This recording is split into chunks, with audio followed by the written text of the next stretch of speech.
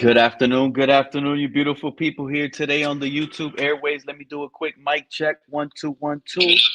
Oh my God, the annoying voice is being heard through the YouTube airways. Appreciate you, YouTube, letting me be heard, and everyone else that's gonna be clicking the link soon. Awesome. And as everybody rolls in, as you guys can see from the title, this is part two. Tua kill Bills. This is your last dance, Tua. This is your last chance, Tua. Tua, what are you gonna do Sunday, Tua? What's about to happen, Tua? Versus Buffalo, Tua? Bills. Jordan Poyer, you got the scheme. You got it in there. You went in practice last year with this whole regime. You know the team, Poyer. Poyer, are you gonna kill Tua?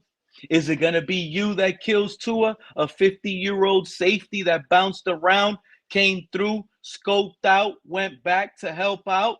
What is about to happen with the Bills on Sunday and the Miami Dolphins? This is incredible. I want to give a big shout out to the chat. I'm already forgetting about the link. What's going on? What's going on? Sorry about that. Boom, boom, boom.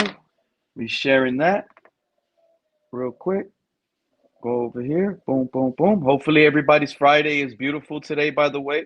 I hope you're having a good, fantastic day. Great Friday so far. Yesterday's game. Wow. Yesterday's game. Shout out to Cat in the Hat. It's either one or the other. No in between. I think you're referring that to the title. Tua kill Bills or Bills kill Tua part two. As you can see, I went searching for part one. It's no longer on our I guess library. Part one was deleted. Sad about that. Copyright. I had to get rid of it. But shout out to Leisure Hop. Leisure Hop in the chat talking about blessings. Appreciate you. Bless you too. 5 years of disappointment. You finally get the enjoyment you deserve. However, you are what you are on you, Tua, because of the left arm of God.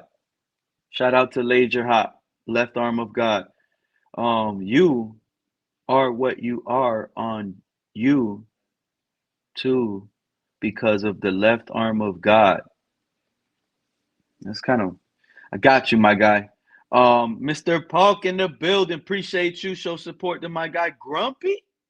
Oh, Grumpy. My guy Grumpy in the chat. Shout out to you, man. Hopefully you're out there having a fantastic day. Waiting on Pete's takes is like waiting on a woman to get ready. Shout out to Cat, man. You guys been in the chat be killing it, man. Shout out to Cat. He be killing it.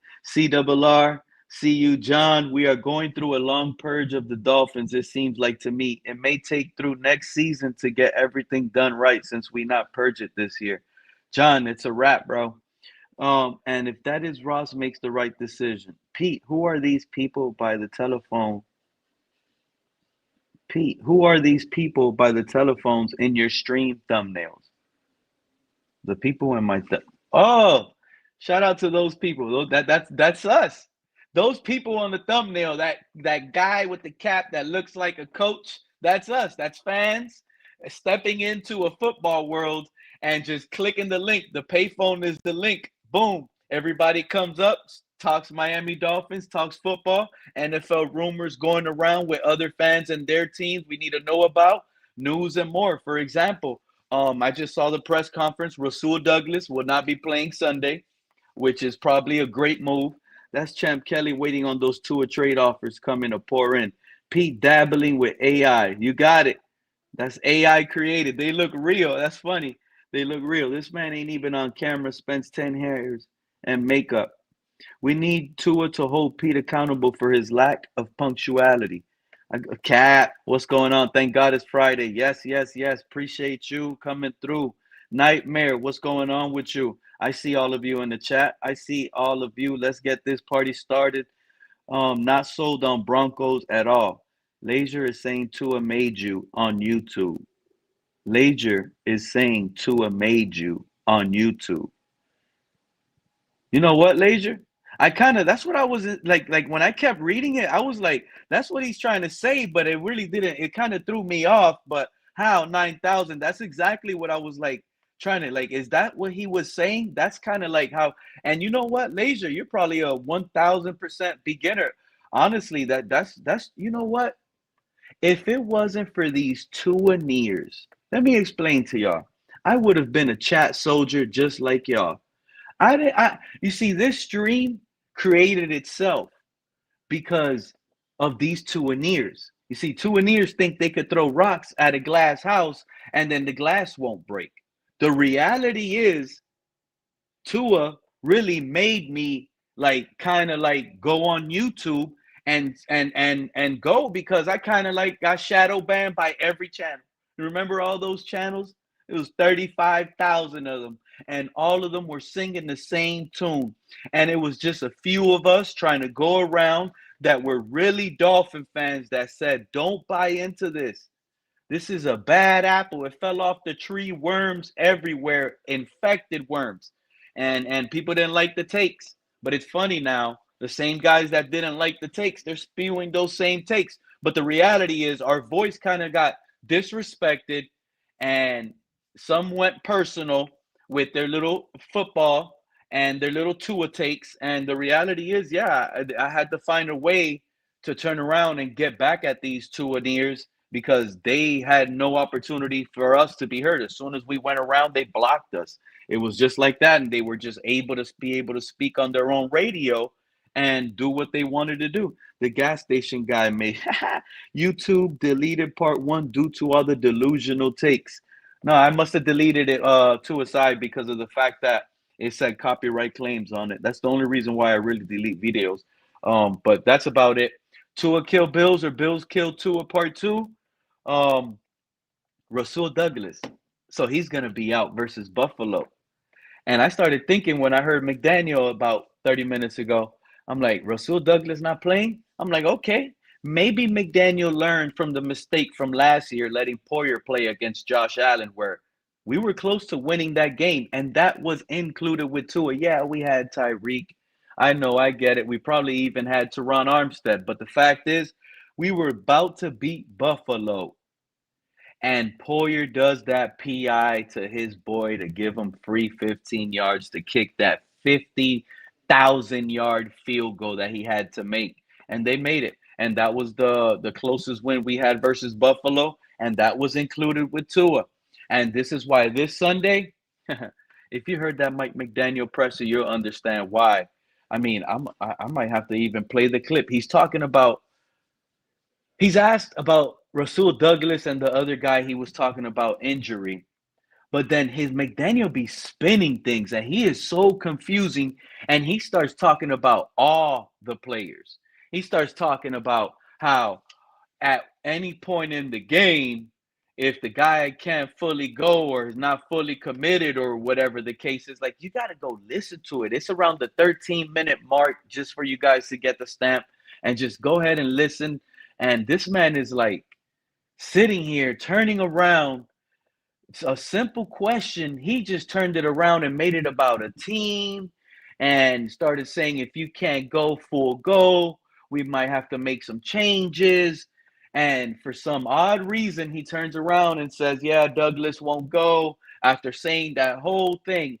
And it just felt like, number one, McDaniel is completely out of it. We're getting blown out at the Hard Rock. Or two, he knows the Tua benching is going to come Sunday. He knows the Tua benching is going to come on Sunday. And I'm glad you said that, Jersey Dolphin, because I was actually, you know what, thinking about playing it. So you guys can help me actually. Let me go back to the 13-minute mark.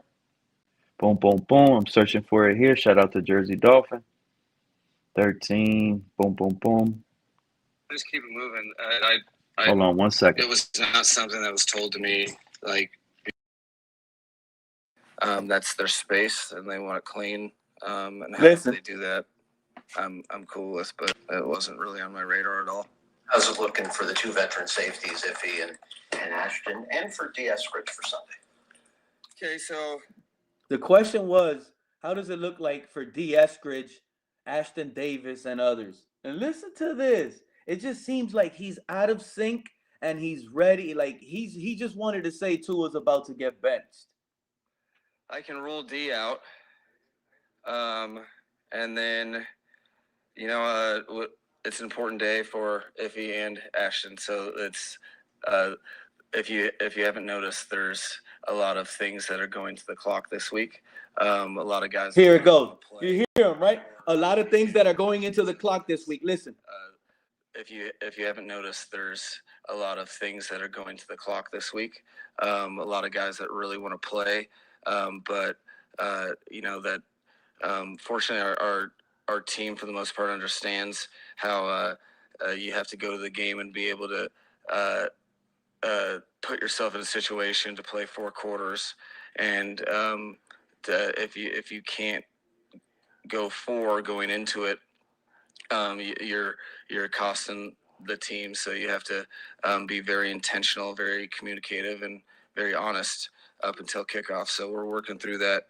I'm hopeful. I don't know, man. I don't know.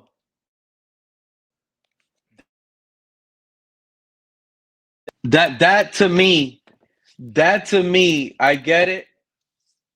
But he was asked specific on players, and he brought all 52. The clock is turning, and to be quite honest, get ready.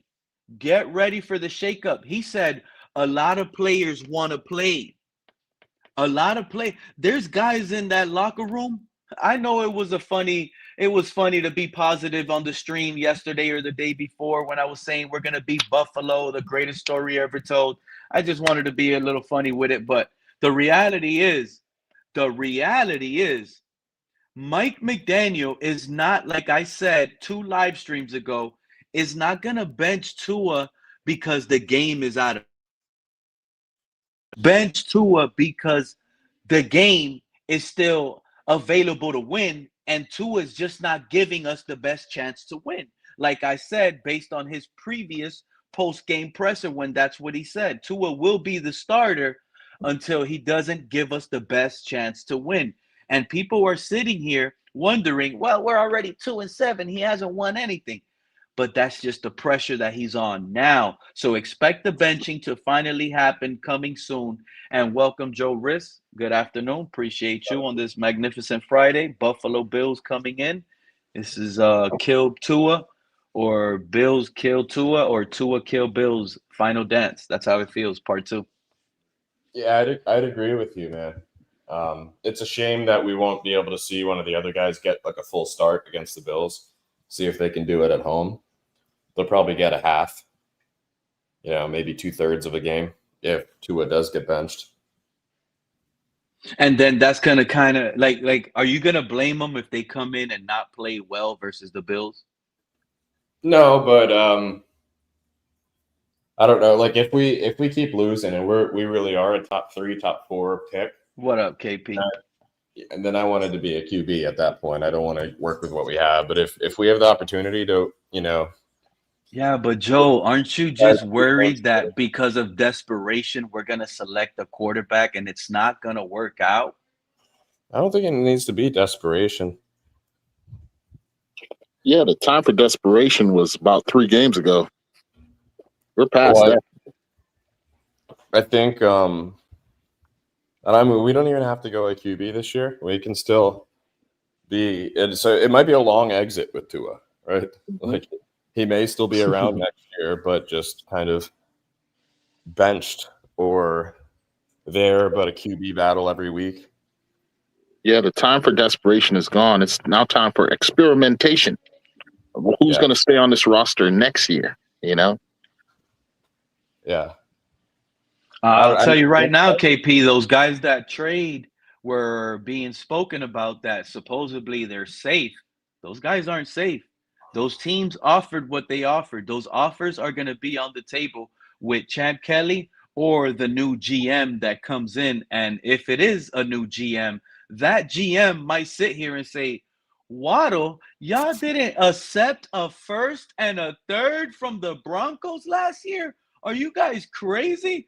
And we might turn around and the new guy might pull that trigger. Yeah. What do you mean, in the offseason? Yep. Yeah. Right before the draft. Yep. I was going to say, I think I already said what I said about that already. I think it was malpractice. The Dolphins not unloading more players that are going to just walk away for nothing anyway, like Rasul Douglas, Minka Fitzpatrick. There are a few others, Bradley Chubb. But But I'm so happy um, they didn't leave. well, It's kind of like having a garage sale, and then hmm someone starts asking about like something you really didn't want to have in the garage sale, but hmm your wife made you or something, and you look over, it's your collection of something, and we're like, you know what? It's not for sale. exactly. That's that's what our team is doing. It's like everyone's got like sentimental value or something. We're not going to squeeze the juice out of those. Yeah, like why fire the GM then if if you're not gonna? It's Well, the just crazy. reality is, I mean, we're already limited without Tyreek Hill. We got no Darren Waller. Look how that move turned out. We were better off with John keeping him. But as it turns out, now that we know we're limited with weapons, once that next quarterback comes in, and I know it sounds crazy, KP, but Mhm. you never know, dude. You never know. A 7-win run with Zach Wilson or Quinn Ewers will be magical. Remember Big Ben Roethlisberger? Didn't he start 7-0 when he first came in? I have no His idea. rookie year? I think he Yeah. started like 7-0 when he first started or something, or 5-0 as a rookie. And 7 games is not that hard for, like, if you would have dumped all the roster, it's impossible for these to evaluate Zach Wilson to see if he got better. It's impossible to evaluate someone like Quinn Ewers, who we just used the 7th rounder to see if he has it with McDaniel, because this is his last. I hear some of the Dolphin fans, KP. I hear them. I swim Mhm. around and I listen for a bit, and people are thinking McDaniel's going to be here next year and get to select his new quarterback in the draft in the first round. I don't think that's a possibility. I just don't. Yeah. If Well, he has to hit with Zach or Quinn, if that doesn't work, he's done. He's over with. I I truly believe that. I think that the only reason he wasn't fired is because we got to go to Madrid and promote the the NFL version of the team. I think that in after 2 games, he may be gone. And I think today, or sorry, not today, yesterday, we actually saw who's going to take over as the interim head coach. He was hired back in January.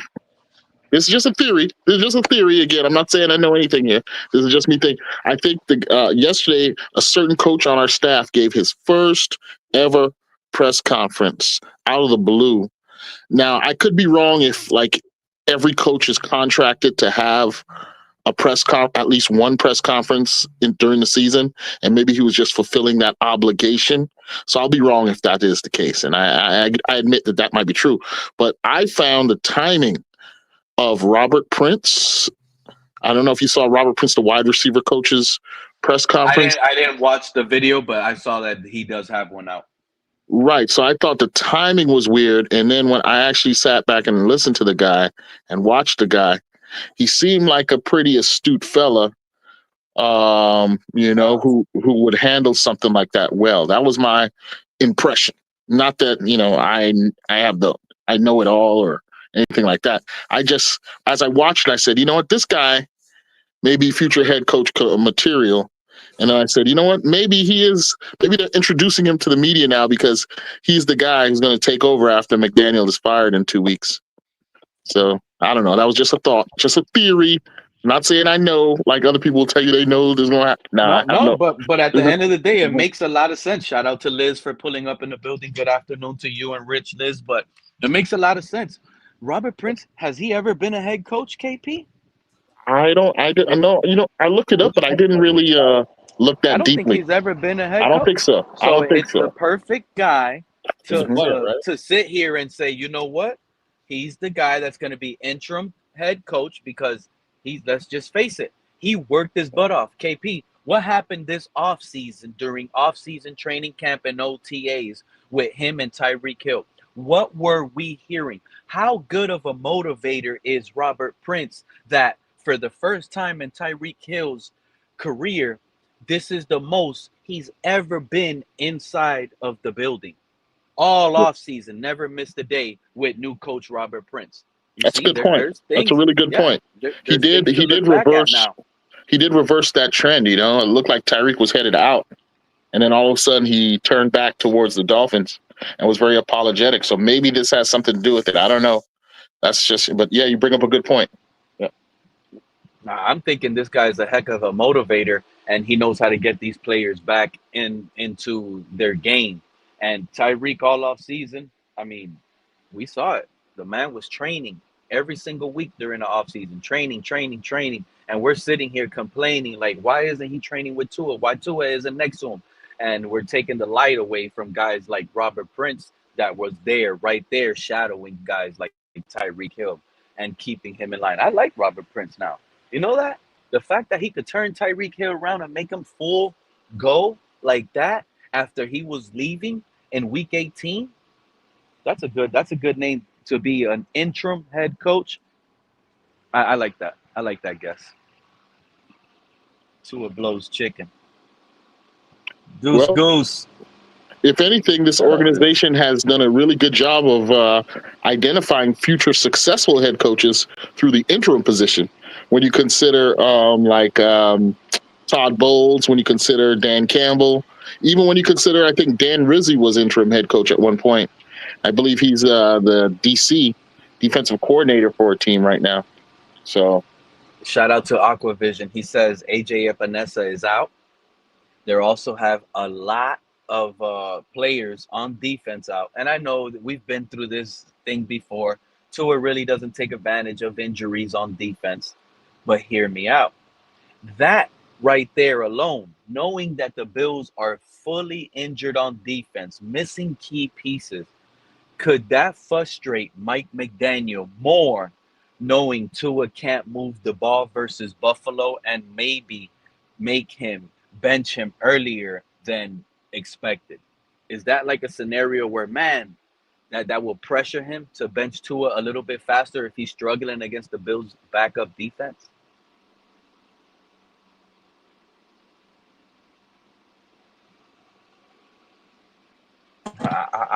I'm so Maybe. over it. What up, Liz? I said maybe. What's your I'm name on the? hoping. What's your name? Can you read it out loud? It um, I'm hoping that he benches Tua before the game. ain't gonna happen, but I hope that too, Liz. I'm with you. I am so with you. You know what my fear is? Him not putting the backup in time to be able to at least have a Have, bad drive or two and still have a chance to win the game. have you ever heard of Brandon Perna? He's got a Brandon curse Perna? wheel. Yeah, he's a No. creator here on YouTube. He's a Broncos fan.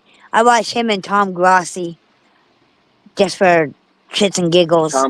Tom Grossi. He's the Packer guy, right? Yeah, Okay. and so Perna's got a curse wheel, and he spins it. And I asked Perna, I said, "Can you put Tua's name on there and curse Tua before he plays the game against the Bills?"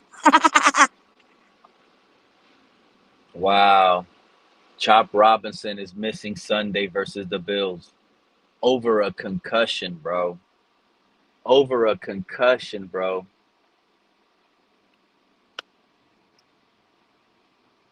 Per Bradley Chubb, shout out to Barry Jackson. I got a report that just came out. He said, per Bradley Chubb, Champ Kelly spoke with Bradley Chubb and his agent before the trade deadline and the offered update on where things stood. Minka said just now that he had no talk with Champ Kelly, suggesting there was nothing serious or close regarding Minka Fitzpatrick's trade.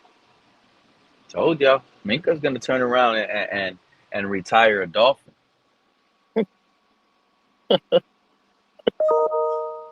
oh man, listen. There's some things that KP just don't understand, man. I like even to this day, man. I didn't understand why they didn't do the fire sale.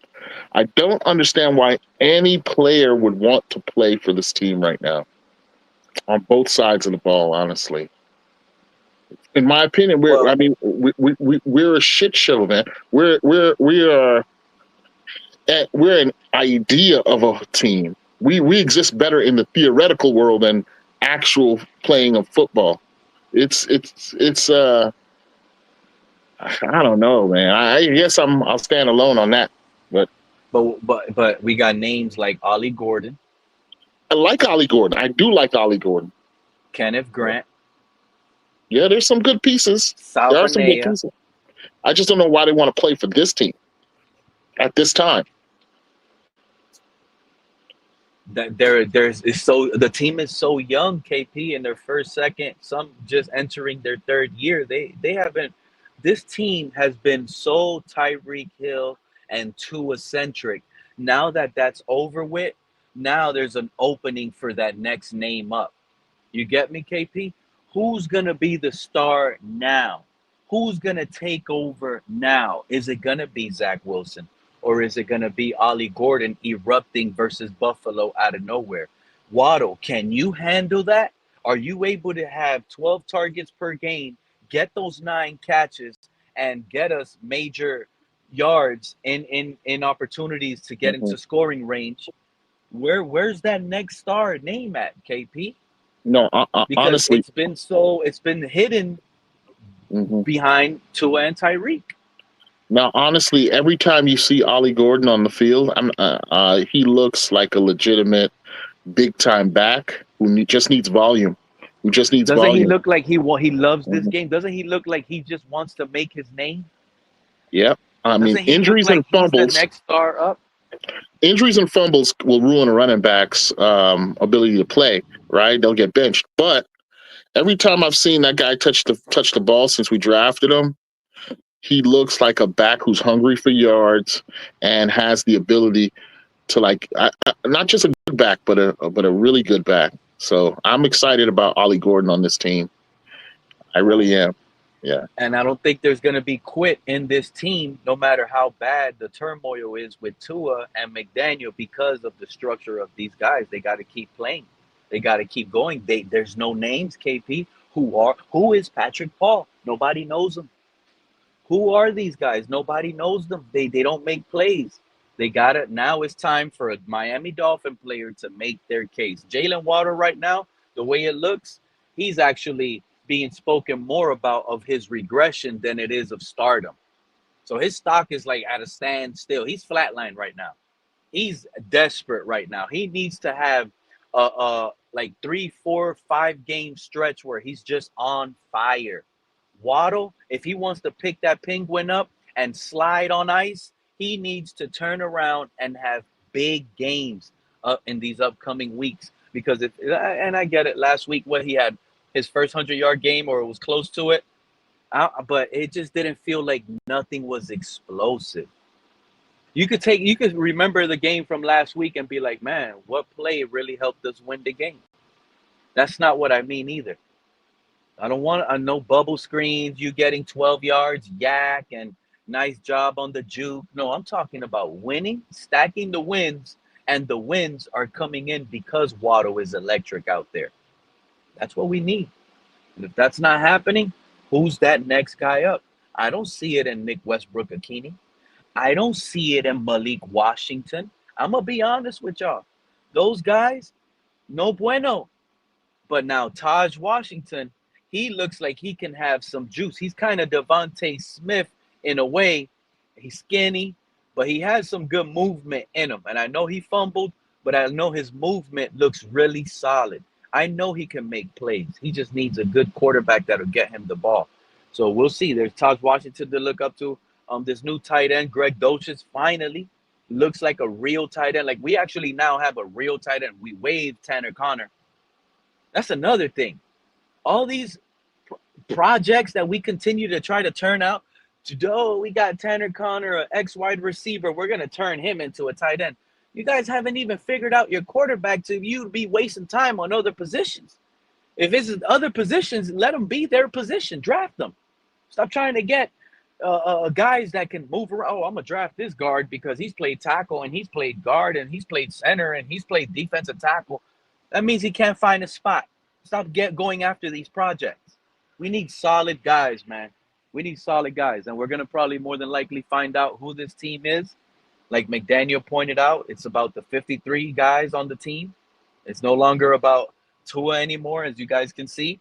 And he actually said it's about the 150 plays that we're about to play versus Buffalo on Sunday. Every player, every player.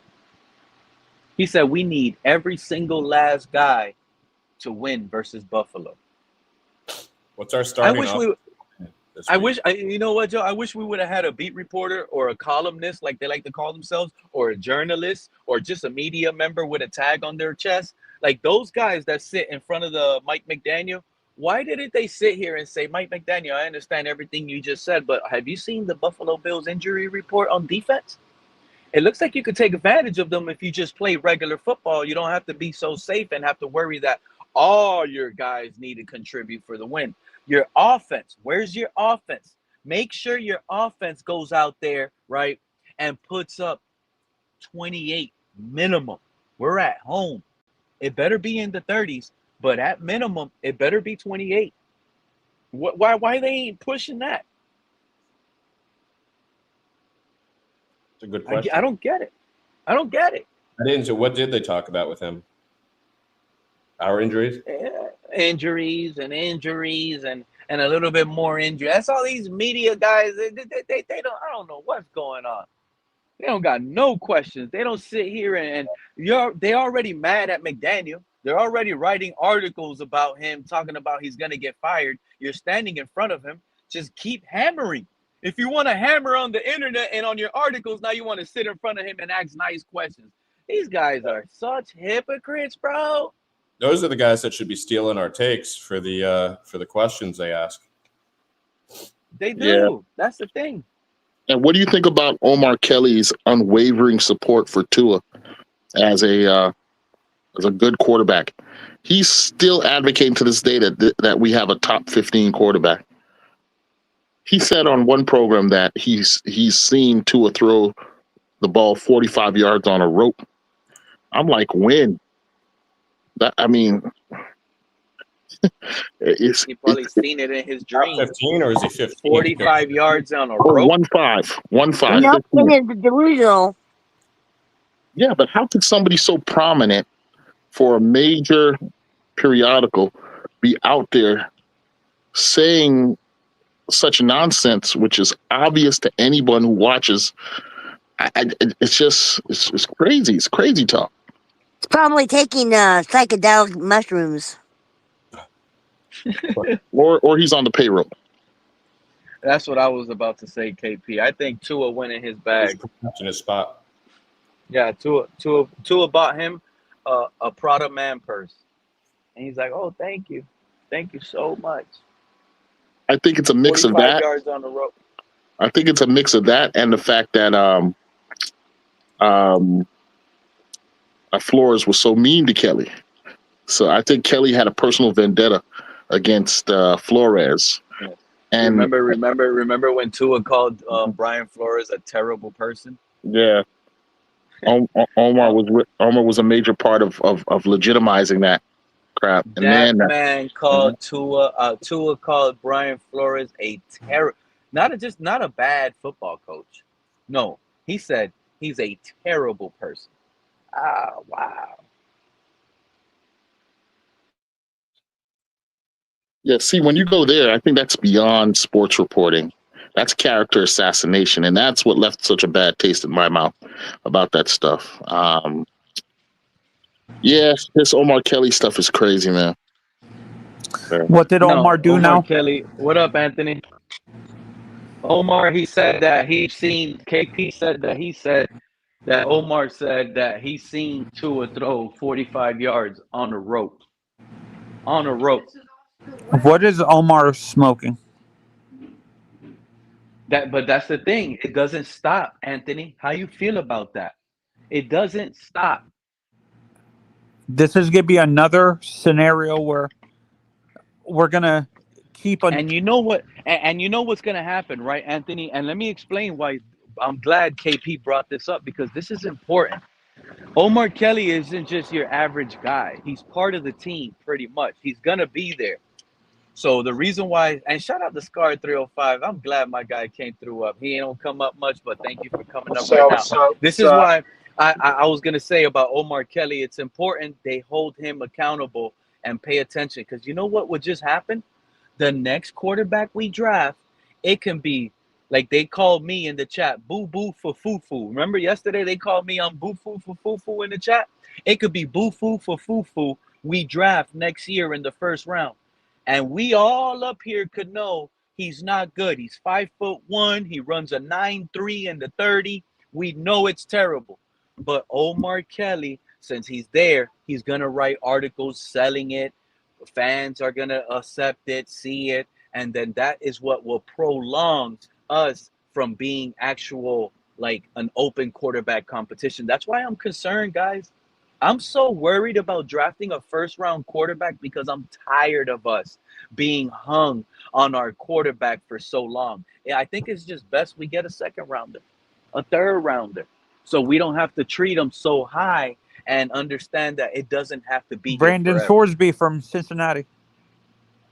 Whatever it is, but those are that's an issue what we're looking at with Omar. It could be the next quarterback. He comes in, he's just gonna hype it up.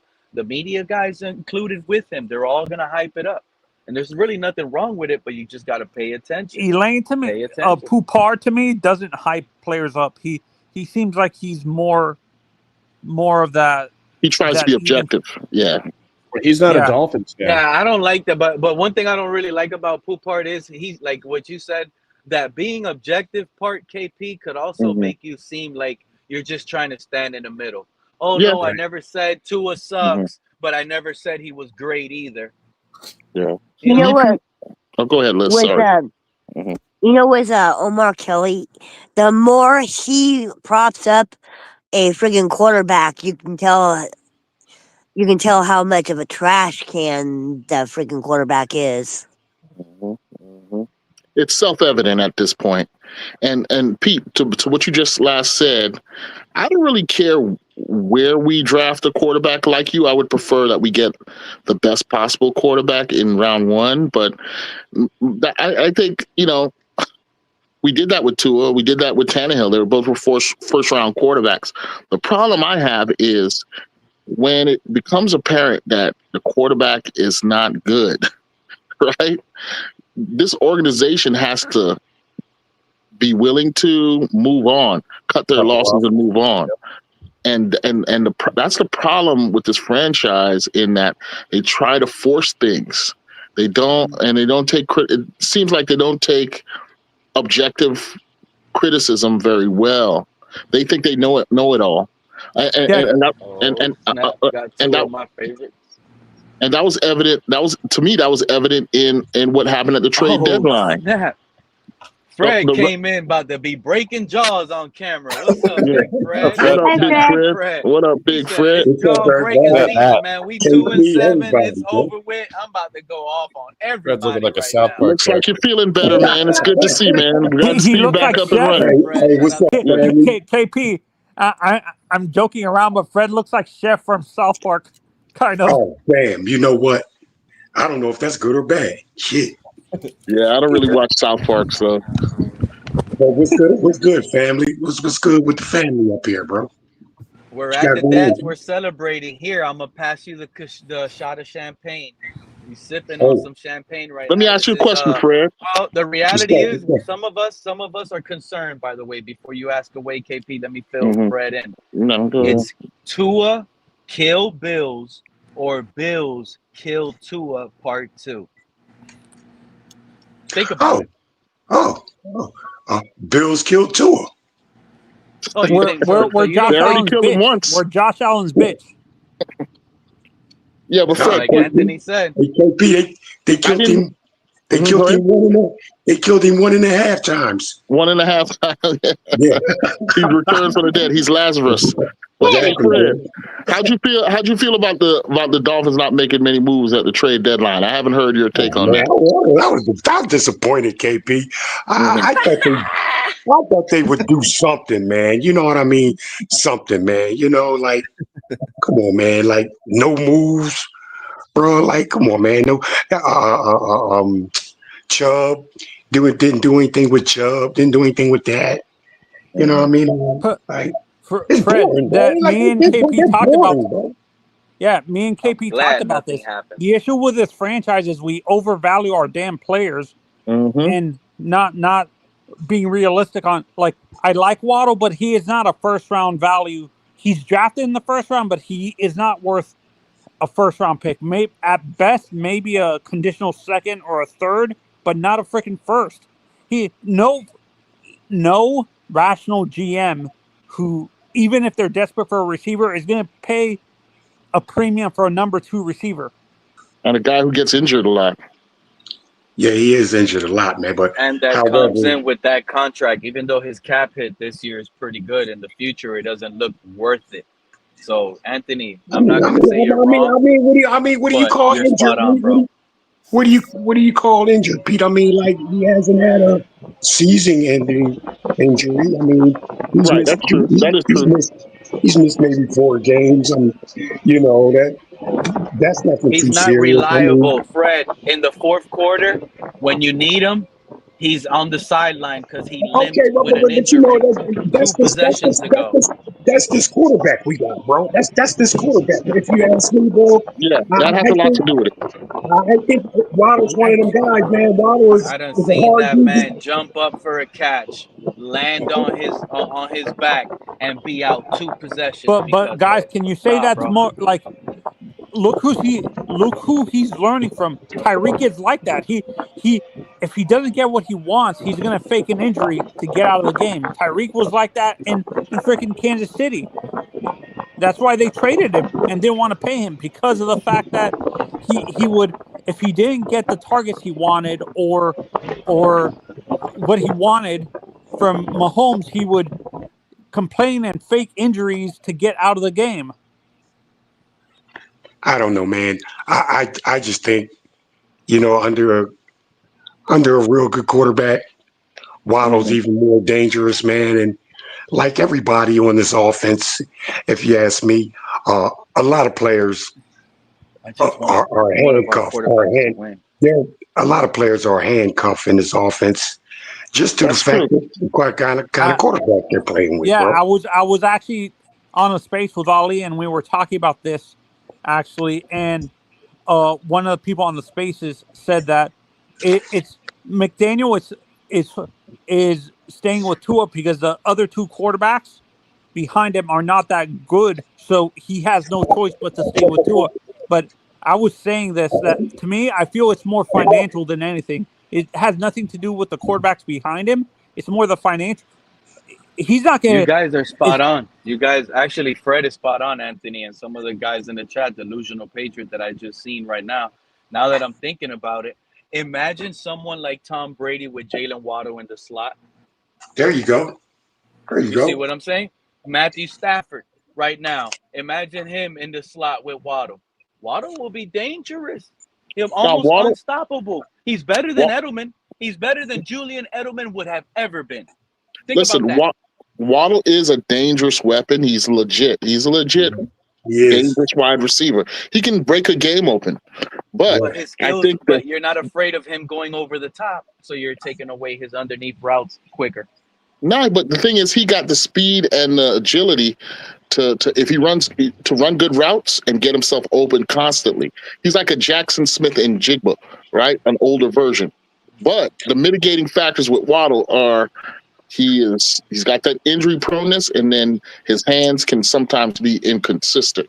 For those 2 things alone, I think his value was probably a second round draft pick at this point, given the context of the team. yeah, If you yeah, could and get I a said this first, with Waddle I only say specifically, that because of the contract, yeah, KP. no, I hear you, and I and really don't get into contract stuff. I don't, yeah, I stay away from that. and I Pete, just go by the with the talent.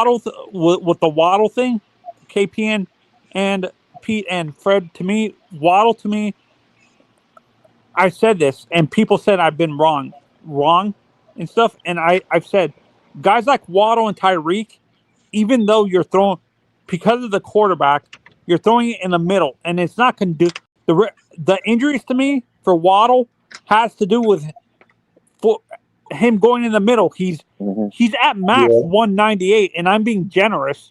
And No, he you're can't right. really be throwing He's not built to be a possession receiver by any means. Exactly, man. Exactly. So Now, crossing routes and drag he's routes, supposed to be like he's excellent he's at that. supposed to be he's supposed to be like a souped up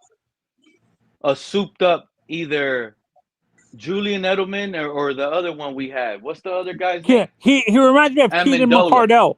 He's Keenan Amendola. That's McCardell. it. Nah, he's He's not Keenan even McCardell. McCardell's size. McCardell was like 6'1", 6'2". I'm just holding Waddle in the slot. I'm being honest.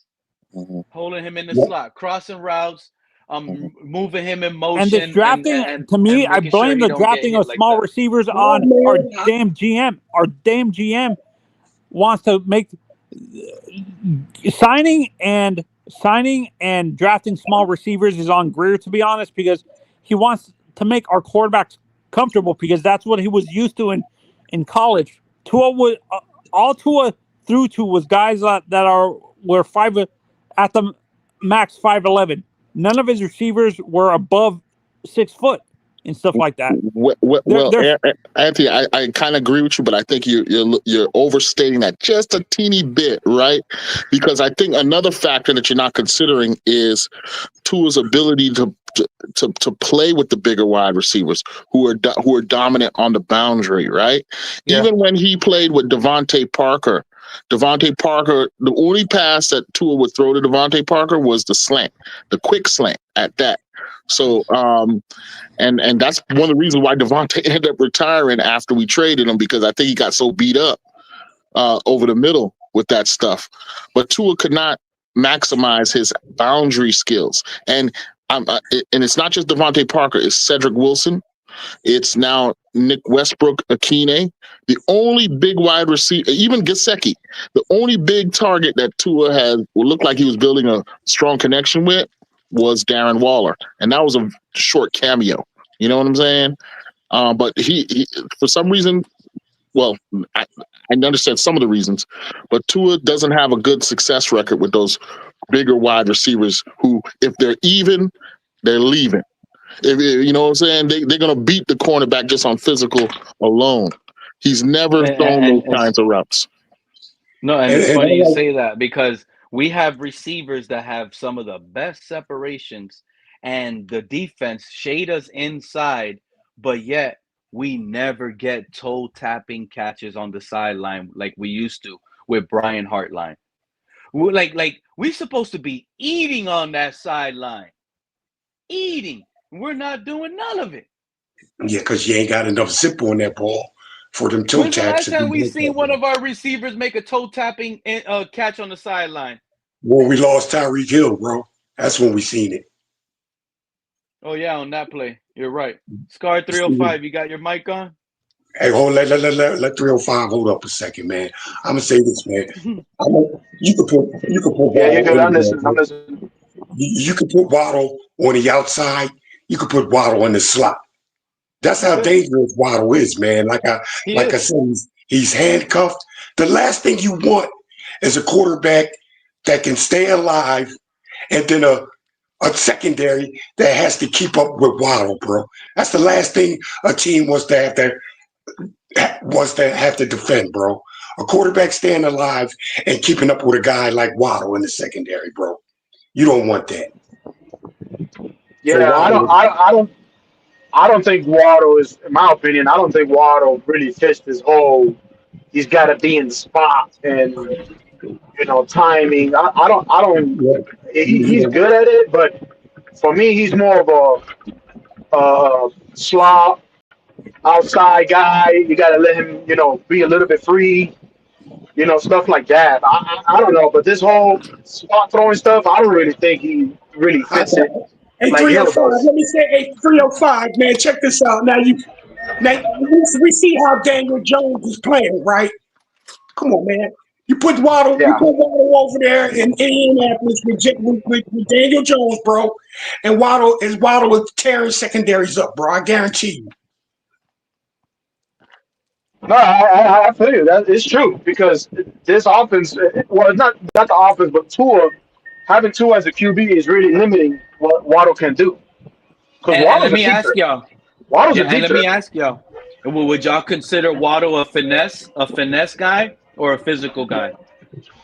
A He's finesse guy, of course. He's finesse. He's more definitely on the finesse. finesse And, side. He's definitely on the Yeah, finesse he's okay. side. finesse.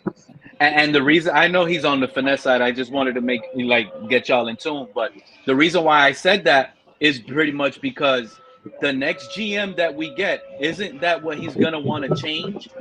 Is this whole finesse thing? No, not necessarily, bro. Not necessarily. You ain't got to do away with. You ain't got to do away with the total finesse, bro. It's just some wide receivers, bro. If they speed and have a knack for getting open, but he's not that big, okay, that's what he is, bro. But you're not changing the whole the whole thing. You know what I'm saying? There's nothing wrong with having a finesse guy or two on there, bro. You just don't want your offense built behind all finesse. You feel what I'm saying, bro? Yeah. You feel what I'm You, Yeah, saying? I look, feel what you're saying, but you're not. What you're saying actually is totally right. I agree, but it doesn't fit the mold here in Miami. You know why? Pete, Waddle is that number one. let me explain it to you like this. Look no further than the wealth of A Chain resources that is that number Dan one. My Marino bad. Go ahead. had. Look no further than what Dan Marino had. He had Mark Clayton, Mark Duper, both little guys, right?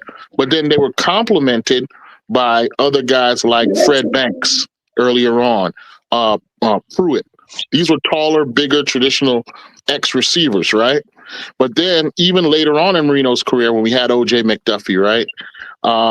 You also then had a Rondé Gatson on the outside, right? So a mixed bag is always better. It makes a team more flexible in its approaches. But again, you need a quarterback who can exploit all dimensions of the field.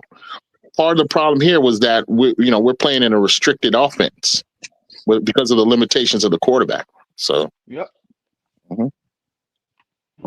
Yeah, and I'm sorry. I don't care what anybody tells me, but I've seen film and tapes where Water will be open, and you could tell by his body language that he's just sick of it. He don't really talk much. He don't really say much, but you could just tell when Tua misses him, or he threw it and it wasn't accurate. He just 100%. Oh, he's you should have he's saw just sick his of it. body language. You should have saw his body language on the game where he threw that third pick at the end. Oh man, Waddle was coming across the middle. The ball got picked off on the right side of the field, the last one, and his head just hit the ground. He just, from having his head and chest walking straight, he just hit the ground and was like, I can't believe this. Like Mm-hmm. you could tell it was like his soul left right there. Like he couldn't believe Tua did it again. Do you remember when we first drafted him?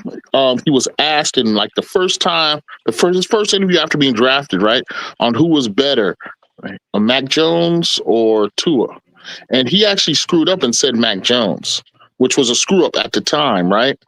Now later on, he fixed his approach. I guess his agent and them got together and they edited it. But yeah, Waddle had. There's been several signs over the years that Waddle was growing increasingly frustrated with Tua. I think any wide receiver, even Tyreek, has voiced similar frustration, and we all know about those instances. And who was the guy who called him out for being late to meetings himself when he was calling people out? It was a former wide receiver, even though he wasn't on this team for very long. So yeah, I'm pretty sure there's lots of disappointment and just frustration He just with made me Tua think of from the KP. wide Remember, receiver group is that in Tua general. frustrates anything I think about Tua? I just want to elbow him at the Publix line. If I see him holding his little shopping cart, I'm gonna just walk real close and elbow him right there and be like, "Oh, I'm sorry, I'm sorry." You know why? How many times this man then came at the podium, turned around, and said, "Yeah, it's time to hold people accountable now."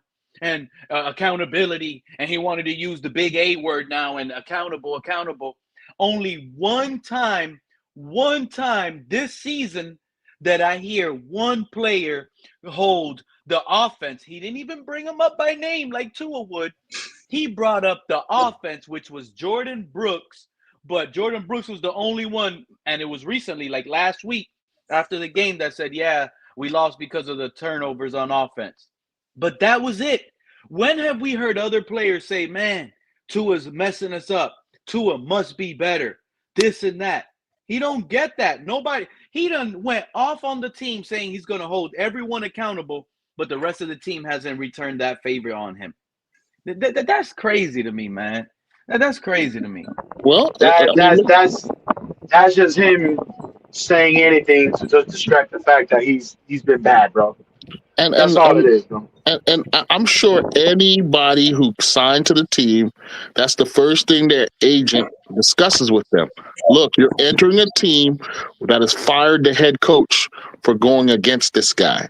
This is a team that's doing everything possible to support this guy and insulate this guy and make this guy work. Every agent worth their salt is having that discussion with their client when they sign to the Miami Dolphins. So it's in their heads. It's in their Yep. conscience, you know. Do y'all? Let me ask y'all a question. Do y'all consider Tua a bust? Yes. Oh, he's a Without bust. without a doubt, 100%. Can you believe Reason saying that he's not a bust because he led the league in passing yards and went to a Pro Bowl? Is that See, enough of a reason to be not to be a bust? Tell see Reason that? to click the link and say that up here with us. Reason is a clown, man. He's been a known clown for years, at least in my estimation. So I don't even watch his show anymore at all. His takes were always I trash. do, because Yeah, he's a good comedian. So I yeah. gotta see it. Yeah, he's a comedian. Hey, Yeah, but hey, like there are other people who have that take, but he's not as talented. Like for EM, for instance, EM is equally as wrong about Tua, or had been equally as wrong about Tua. But at least EM is entertaining. hey, all you got to do is all you have to do is look at like where are they at now? Like where is EM at now, bro? That'd tell you right there.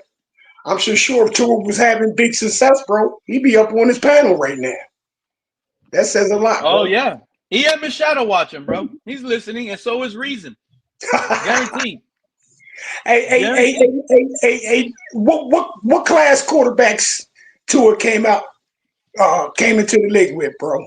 What quarterbacks were drafted with Tua? I know it was Herbert. Was it? Burrow, Was it? Burrow, Burrow, Herbert, Jalen Hurts, Damn! Love, Love in Green Bay. Julian Love, Wow. Jordan Love. I would consider Tua under each and every one of those guys, bro.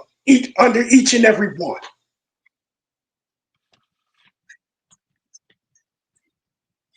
Last year. Tua is the worst quarterback that Hey, came these out of Tua that nears. class, bro. I always remind the Tua haters up here. Imagine what these Tua nears will be spewing if Tua was on a rampage right now. Well, Fred guys, is an idiot. Pete mhm, is an idiot. KP, you're canceled out. You're a Tua hater. Forget about it. They will well, talk about your mother, your mhm. sister's job. That your sister only makes $3.25 in 2025. No, They they were will calling do it people's all. jobs, trying to get them fired, yo. Oh That's why yeah, they were a cult. They were a legitimate cult. They a Yeah. operated like legitimate a code. cult. They went after channels. Bro, these guys care about views. They lied to you. They stole y'all views and let y'all know they only care about views by sitting here saying these other channels don't get as much views as I do. Some of these two in here still support that crap. And that's hate in the blood right there. Hey Pete, they put me in the hospital, bro. So you know I ain't got no love for Nah, they them. were. You let them. Hey, I was saying it earlier. If it wasn't for these guys being the way they are, this probably would have never been going on right now. It would have been a chat guy like Q, Hal, all these guys that just chat. That was me. I never intended to be going, but it's just the way some of these people reacted and acted towards some people, and y'all know what I'm talking about. To the point where I said, these people got to get called out. I know they're going to be wrong. They just jumped on the Tua train, and that Yeah. train ain't going to work. So now they're going to get what's coming because I felt so confident I knew they were going to be wrong. And there wasn't a lot of people. It was a handful, but KP always been a real one, man. I always appreciated you. Fred, you stood on 10 toes the whole time. Always appreciate it. I felt bad they canceled you, bro. I felt bad they canceled you. Yeah, yeah. Listen, on good days, I could have a normal civil conversation with anybody about anything, right? But on days when I'm pissed off and in a bad mood, I would take the shit that they would say wrong. I would take it badly, and I would cuss their ass right back out. You know what I'm saying? And so, KP, and so, I ain't never heard you go in on people or nobody, bro. I ain't never heard that, bro. well, that's how I got banned from Reason. I've gone off on Q, who's in the chat. He's a regular source of my wrath. You know what I'm saying? But it's all in good. In the end, I'm mostly embarrassed when I do that, man. You know, I don't want to. I don't want to go there with it, especially over the Dolphins. You know. Yeah, I don't woke the people up in the house plenty of times, man, going back and forth with these people, you know, and oh yeah, my wife be laughing at me, man. My wife be getting the popcorn just to watch me go crazy on them fools, man. I remember neighbors come knock on the door because they hear all the hollering and say, "Is everything all right over here?" Like, yeah, I'm just on the panel. I remember when they went at it with Stephen D, and Stephen D was a big toonie as well. I was like, whoa, what's going on? I was like, what's going on? It's like a cult, man. You have to fall in line with the people who run it. If not, you have to follow every single line. You got to say it the right way. You know what I'm saying? If you don't, then there's penalties. That's how they operate, like a cult, man. Straight up. Damn.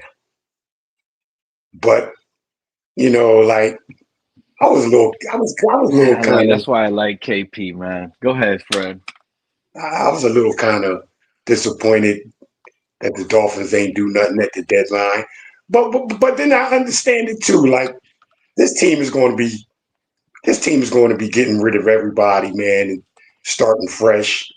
So what sense does it make to pick up something, man? If you're just going to be starting over with a new GM, he's going to do his thing and you know and make the team to what he thinks it should be, or at least get a coach that the coach thinks what the team should be, and just go off of his ideas.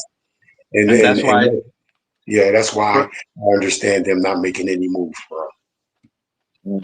I still don't To the understand it. contrary of that, that's why I asked you guys earlier about the finesse and physical.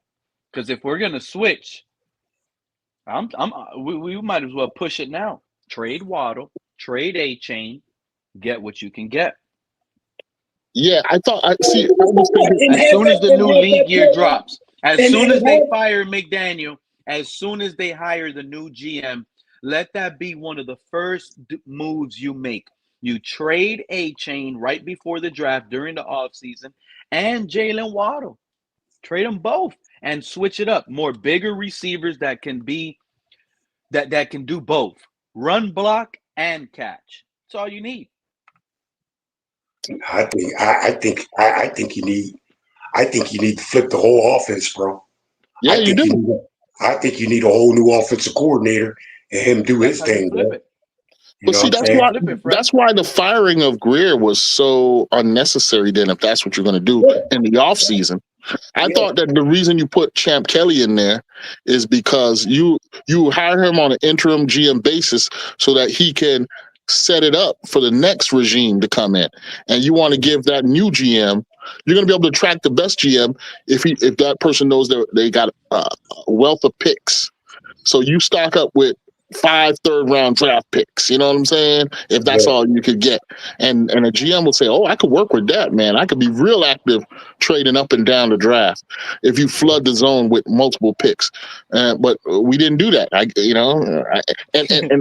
the corner store flip-flopping Colin Cowherd. Shout out to Sal. Go ahead. I'm sorry, KP. These guys make me laugh right now. No, that's funny. That is funny. Yeah. but yeah, the fact that we didn't do that is I started thinking about it. I was like, man. And then they said the reason we didn't make trades was because other teams didn't want to pay the value we were demanding. They were like, for Jalen Waddle, you had to give up a first-round draft pick and an additional pick. That to me, that don't make it. To me, that was evidence of the kind of mentality that has put this franchise in this position, which is they overvalue crappy players. They lie to themselves about what they got. And there's so much still of the lying still going on.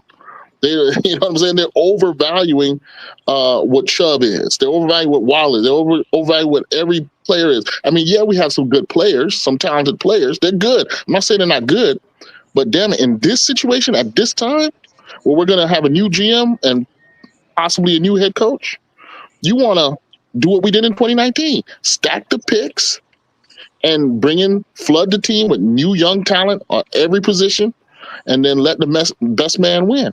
You know what I'm saying? That's what I would have done. But whatever. That's what I got So out what of do the you press what do you conference that I played so earlier, KP.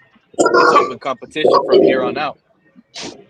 so do y'all think if Chris Greer, I mean I would have done it, but do y'all think if Chris Greer would have said, you know what, Tua ain't it, we're gonna get him out of here and get somebody else, you think he'll still be here? No, I think he definitely gets fired then, bro. If he gets rid of Tua, bro, because Yeah. he put his reputation Bro, into it, bro. Yeah. let's He had let's to, be Flores. on let's be honest. he Greer, had to make Tua work, bro. Yeah. If he didn't make Tua work, bro, it would have looked like He pointed Brian like back at Flores. himself. It would Yeah. have looked like Brian Flores was right all along, Yeah. and they got rid of the wrong person, bro. So he had to 100%. make that. He had to make that Tua thing work, bro. He had to. Yeah. From the time that Civil War occurred and they sided with Greer, he was totally committed to making Tua work. And all his decisions afterwards were designed to do that. The head coach, Tyreek, all those pieces they put around him was all to make Tua look acceptable and give him the Exactly, bro. stats that he had. It was all manufactured though, because Tua didn't grow enough. He didn't grow. He Yeah, didn't bro. improve. 100 KP. Yeah. he learned how to fall though, KP, and got $212 million to learn how to fall. Yeah. Tell me where you go to school to learn how to fall. I want $212 million too. Exactly. Imagine saying to the NFL owner, are they that gullible, Stephen Ross? I'm about to start training, man. I'm Yeah. about to start training again. I'm a 35-year-old. I never been broken. I mean, I'm healthy. Let me get on the track. Let me build some speed. Give me all Nah, of that. You got the you too best medical small. doctors You and too, everything. I need nah, Pete, you too small and finessey, bro. And I heard Pete was a good wide We got receiver back in the McDaniel. day. We got McDaniel, man. We got McDaniel. Let him coach Hey me up, Pete, man. Come on, Fred. Pete, come on now. We're not gonna dox you, dog. You play ball in KP, high school, you though, right? quarterback. You Were you a wide quarterback, man. receiver in You high my school, Pete? quarterback. You my quarterback, KP. I play Nah, I ain't playing. receiver. I'm a running back, I man. never. I was a running back. I'm looking for a quarterback right now. KP, Scar, Fred. Let's go. Ross gonna Yeah, Rich pay can up. be a quarterback. Fred got the You height. don't want Fred, me, No, Fred would baby, be a good you don't, quarterback. you don't Let's want me, get you I Rich. don't play want me, safe. you don't I want play me for a safe. quarter. Hey, Pete, you don't want me for a quarterback, bro. I'm left-handed. I'm gonna be honest. All I need you to do is just toss it forward like Tua does Waddle with the little jet sweeps. That's a completion for you.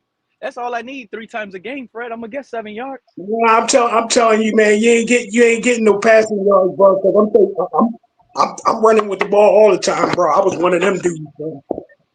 Play action. I'll be I'm the back. one moving the linebackers. They worried about me. They keyed on me. You holding and running. I got you, Fred. I nominate Rich for a quarterback. Rich is my quarterback. What happened to Fred? He said I'm a hire. Stephen Ross is listening. He's like, Fred could throw. Let's get Fred in the show. Come on. Oh man, what a day. I gotta be honest. You guys see the title. Y'all knew what the first part one was about. I guess I was a Buffalo Bills season early on it, but part two is here. This is Tua's last game. Like I said in part one, he can't beat the Bills. He's done.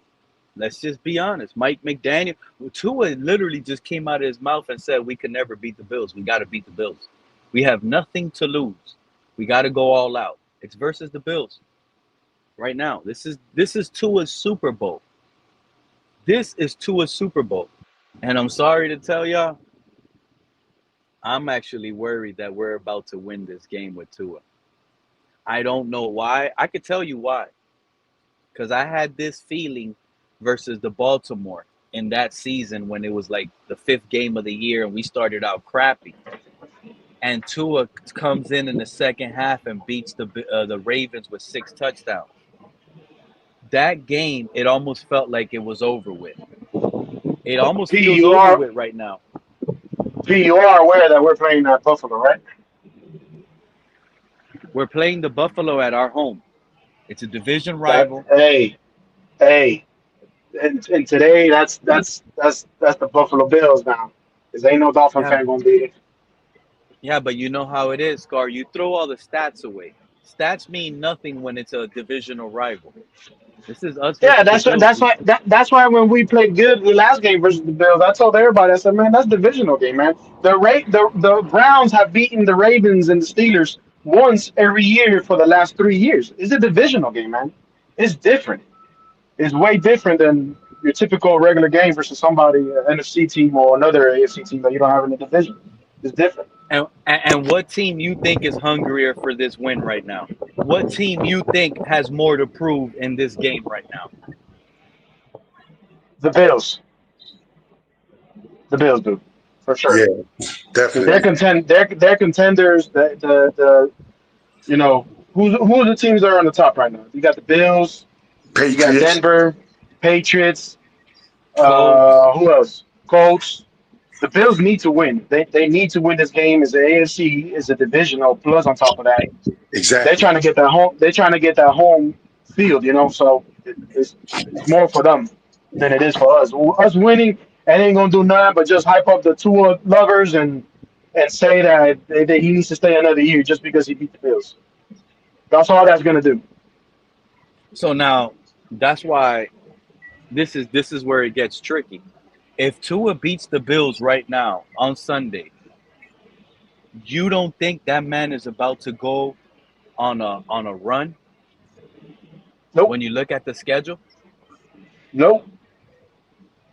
Holy crap. That's On why I a said on a it's on a scary right on a now. on a run to the yacht. If the Bills come in and let us win because they sleep on us, they rest too many players, they don't take us heavy because they are overconfident, and we creep and beat them with Tua, and Tua turns around and beats the Mariota Commanders, then the Saints, then the Jets. Now Tua is on a 4-game win streak with 6 wins to 7 losses. Is that not a scary thought right there based on what I just told you? Mm, 6 and 7 with Tua, 4-game win streak. And it started with beating the Buffalo Bills on Sunday, who are depleted at defense, and confirmed that AJ Epinesa is out. So all they really have is a banged up Joey Bosa and a Gregory Rousseau. Everyone else is who? They're one of the worst rush defenses in the league already. Now they just got worse. well, the last 2 weeks they've been top three Yeah, but ever they since they played the came back from Chiefs their with bye. the Chiefs, no run game. They don't never run the ball. You saw what Derrick Henry did to them. You saw what Bijan Robinson did to them. Bro, we beat the Falcons. They Yeah, lost but to we the don't we Falcons. don't we don't we don't have a Derrick Henry or Bijan. Not even nowhere near. Is this the unleash Ollie Gordon game?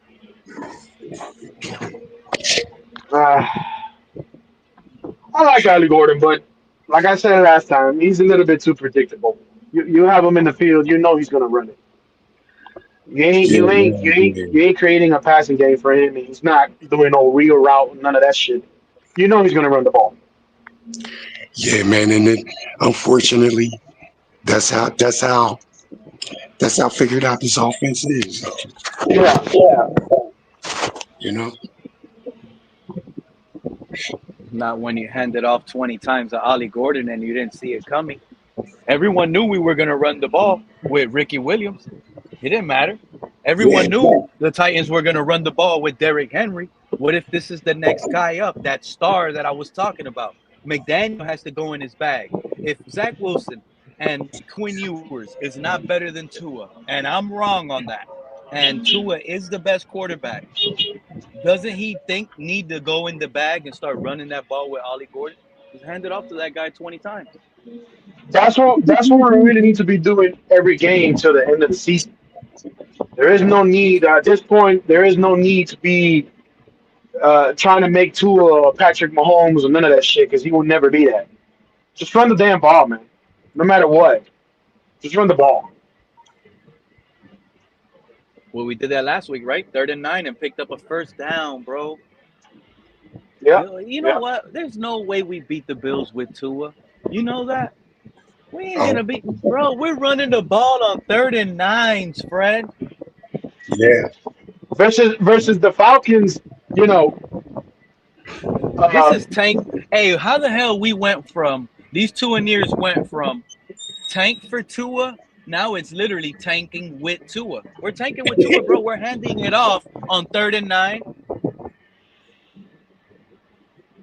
I guarantee y'all gonna be screaming at y'all TV, crying why the hell we're handing it off on 3rd and 9 on Sunday versus the Bills. What we see is what we're gonna get. That's what we're getting. 6-man lineman package. McDaniels, he has y'all hyped up right now. Oh, we got that 6-man lineman. We're gonna run more. Nah, Yeah, we should go out there and pass more. Put Tua out there on the pressure. Put him under All I know pressure. is that if we're running the ball, this is gonna. What I'm about to say reminds me of 2023. I've already said this once.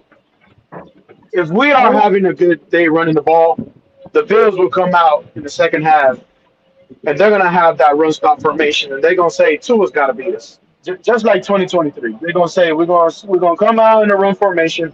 They can come out and spread all they want. Tua's gonna have to beat us. That's exactly. perfect. And if we come out of but Scar, if we come out of halftime and we're winning and they switch up to stop the run, we don't switch. We run it right at them. Y'all switch up. Let's see if that works. McDaniel's going to run that right at him. Y'all want to stack the box? Break one tackle. Ollie Gordon, you're upfield. Good luck, safety, trying to tackle Ollie Gordon in the open field. Good. I can't wait for that. The moment he breaks a stack box, runs through, and all he has to do is see the safety. Ollie Gordon is going to run through that safety. So What's he's up, Fred? Damn, boy. I don't know. playing this week, bro. What happened? Is Ollie Gordon playing this week? He should be playing. I know he had that little ankle injury. It looked bad, but I don't know he's if a rookie, bro. That guy I don't has know. no days off. Remember what I don't Tua know. said. We need a lot from the rookies this year. I don't know. I don't know if he's trolling or he's for real. About what? Ollie Gordon taking over this Bills game? Yeah. Nah, he for real, That's the only bro. way. That's the only way. That's the only chance we got at home to make big plays. Is hand Yeah, that ball yeah. off. If You you're really, said that's right. yeah, that's literally the only thing that we can do in order to beat the Bills. We gotta run the ball. You know, and people versus Atlanta were saying, oh, you know, Tua ain't do nothing but just throw little short passes. His deepest throw was freaking 15 yards, bro. That was his deepest throw. All he was just efficient, and the running Bro, backs did their job. this, this is where I am with it now, bro. Since you since since you seem like you can't get off with Tua, this is where I am with it now, bro. You know what? Tua get hurt, bro. Then that way we have no choice but to play somebody else, bro. Somebody From needs to now, poke him in the from now eyes. on, You from want now to know on. why? You want to know why I'm so like, oh, like you just said right now, Fred, into with Tua and stuff like that? Because he's the reason why we fucking suck right now, Yeah, man. Yeah. And then and he's a problem. it seemed like it's so hard to come up off this dude, but you know what? Yeah, I think his next injury, bro. I think his next injury does him in. And And you so know what? if that's the only way, if that's the only way I can get it, bro, I take him any way I can get him, bro. But we And always you got to know what? remember that those wounds, Fred, were self-inflicted. We didn't have to No. make the decisions we made. You know what I'm saying? They did this against fans like myself and yourself and others who were telling them those were bad decisions. So And I just ain't for gonna let that, them off the hook and just forget and pretend like they didn't dig themselves their own grave. And that's the most sobering thing about KP, this whole thing. Yeah. KP, Tua is laughing to the bank. That guy's never getting hurt. What Fred wants will never happen. That guy's snapping the ball. As soon as pressure comes in, that ball is gone. Intentional grounding, he don't care. Yeah, he He don't don't care. care. As long as That's the hair doesn't fall off his head, he don't care. that's what he showed in the Baltimore game for sure. Uh-huh. Oh, I'm Yeah, glad you said that because that's yeah. exactly what I felt. Like he Hmm. ain't gonna take a lick for this team. And if you Hmm. can't take it, and why you think I played that little snippet of what McDaniel said earlier? I told everybody what you're about to hear is him talking about Ashton Davis and Rasul Douglas. But if you listen to the wording, he's kind of like putting it on the whole team, whereas the whole team is on the clock. And if you're not playing to a high standard, you will get pretty much benched. Yeah, the That's question was about Rasul Douglas and Ashton Davis, but he didn't keep it there. He could that's have said because their names. He that's brought up the because team. That's because McDaniel knows the What he season's knows, gone. KP. The Yeah. season is gone. He's lost a lot of players' trust, and he knows that the effort he's going to see from the players from this point on is out of self-interest. These are players who are now playing for that next contract and to be on a roster next year. They're not necessarily going to give it up for this And Yeah, Dolphins maybe this Mike, year. Mike, and, Yeah, Mike I'm McDaniel's probably gonna lucky be that he's. Go ahead, P. Go ahead. I'm probably gonna be my bad. I'm probably gonna be wrong on it, but my hope is still there, and I still think they're actually better than Tua. So they'll never get that twisted. I think both of our backups are better than Tua, and actually give us a better chance to win. That is what I really firmly believe. But maybe McDaniel knows more than us. The reality is, if he turns around and puts this backups in, and we actually start winning with these backups, McDaniel's here to stay, bro. McDaniel's here to stay. And Barry Jackson tweeted it earlier today, kind of like hinting that Greer did a terrible contract job with Zach Wilson because there's still void years left in 26 and 27 on that little cheap contract. hmm Huh. If that's Mike probably why he McDaniel got cooks, fired.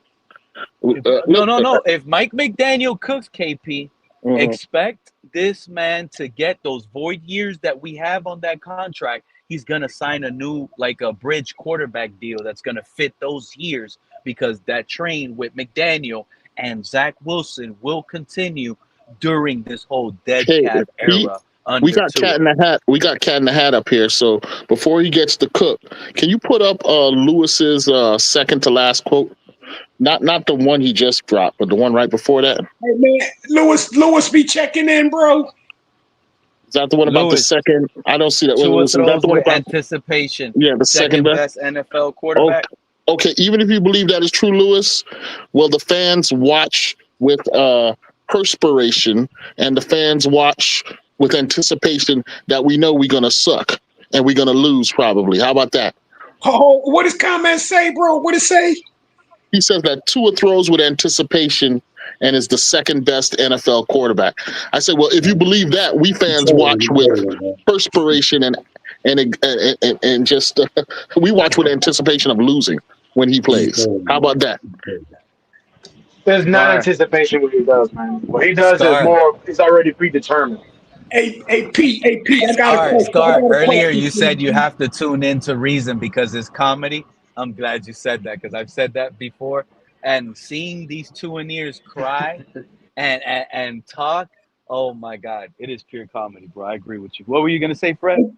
Yeah, I want to ask you a question, man. Let me ask you, man. Like, what, what, what, what would move you more, bro? Like, Zach Wilson and Quinn Ewers trying to get things done in this offense, or Zach Wilson and Quinn Ewers trying to get things done in a different offense, bro.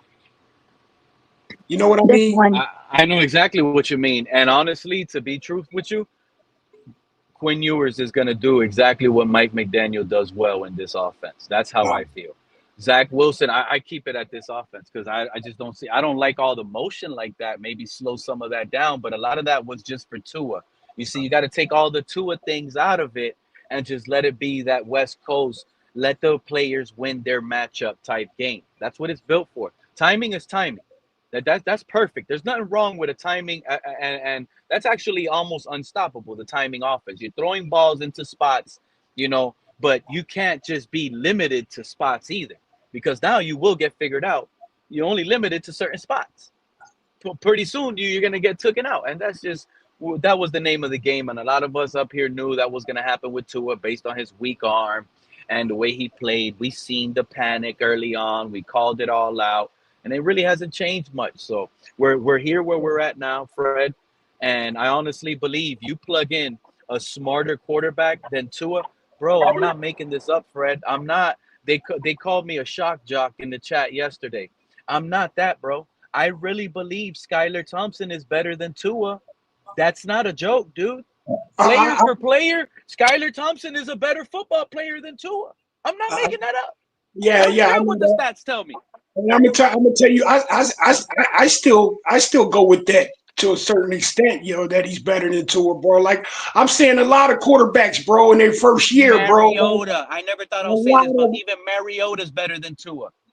Man, let me tell you something, man. Like when we were looking for a backup, bro, I mentioned Mariota, bro. I really did.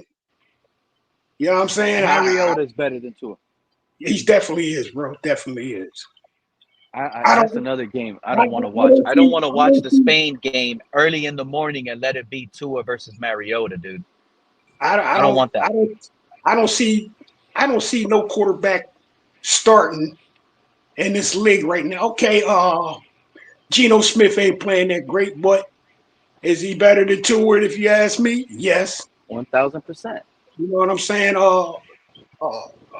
A guy like Spencer Rattler, not like the best quarterback in the NFL. He might be a bum. You could call him a bum, but is he better than Tua? I think so.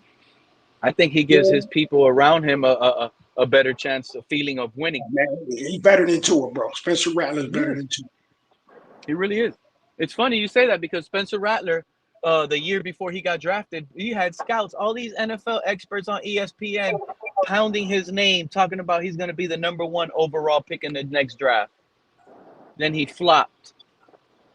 Bryce Young, we know what Bryce. We all have our, thing about Bryce Young, but to me, he's better than Tua. You know what I'm saying? So Andy Dalton with a Fred. I mean it. Andy Dalton with a bruised throwing thumb is better than Tua right now. I believe that. I believe that also. Kirk Cousins with a bruised left knee is better than Tua right now. I believe that also, bro. Jameis Winston with an eye patch like a pirate is better than Tua right now. Like I said, Tua, when they said Tua was the 29th ranked quarterback, that little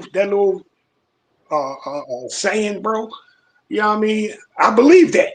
I believe Tua is the 29th ranked quarterback in the NFL, bro. No, he's way under because some of the names I was telling you, I literally just named you all backup quarterbacks, Fred. So he's not better than backup quarterbacks. He's not better than Michael Penix. He will be number 3 if he was an Atlanta Falcon right now. He may be on the practice squad, bro. He may be on the practice squad. Anyway, any other emergency squad, quarterback. Who might be on the practice squad at any other club, bro? If he was in Houston, he'll be number 3. He's not better than Davis Mills. No, I don't think so. If he was in New Orleans, he will be number 3. He's not better than the rookie Tyler Shuck. Shuck delivers more, has stronger arms, faster legs, right? You just confirmed Spencer Rattler's better. So where does that put Tua in New Orleans, dude? I tell you, I go even more on that, bro. If we had more play from it, if we seen him more, bro. Oh, I got the best one ever. You think that You think Tua is starting over Jacoby Brissett? I need the Tuaneers that are shadow watching to hear this one. You think Tua is better than Jacoby Brissett? Hell no. Hell They no. laughed at me. I Those see. Tuaneers had shows. Pete thinks Jacoby Brissett is better than Tua. They giggled. Ha ha ha ha ha. They giggled on their show. There's giggles on their show behind that take. Look at Jacoby Brissett taking Kyler Murray's job, bro. Man. Where's Tua? On the slide. If Tua was on a kayak, he'll be sinking right now. He can't roll. You know, it's funny. It's funny that you say that because they're gonna go back to a couple years ago when Brissett was the backup for Tua. Yeah. Yeah, but I was telling him Brissett is better than Tua. We've been doing this as an organization. Greer has been hamstringing. It didn't matter if the backup was better, guys. It didn't matter. Bro, I'm going to be honest with y'all. Tyler Huntley is better than Tua. Tyler. So if Tua went to the Raiders, he'll be the third quarterback because even the Raiders' friggin' quarterback is better than him. Oh, yeah, you're 1,000%. Geno, he's way better. Geno's way better than him. And AOC, Aiden O'Connell, that big, tall dude, way better than Tua, bro. Kenny Pickett, you know what? Tua will be the fourth if he's on the Raiders. He's not even better than Aiden O'Connell. I'm gonna go even more, bro. I'm gonna say Taysom Hill, bro, would be a better quarterback than Tua, bro. I'm gonna say that. 1,000%. Give me the Wildcat Taysom Hill over Tua. Exactly, bro. I'm taking that. I saw him throwing passes last week. He didn't complete any, but at least he was throwing. Oh well, Taysom Hill, bro. He shouldn't even be playing, bro. They just bring him in. Sure, there's QBs in college right now that are better than Tua. Yeah, man, you said it, bro. You said it. God damn. Already, and they're not even freshmen. NFL. There's freshman quarterbacks in college that are better than Tua. That are better. There's high school quarterbacks that are better. High school dudes, there you go, bro. High school dudes, bro. Instead, if you ask me, bro, Tua still has like a lot of high school play in his game, bro. Are you really? He has a high school offense.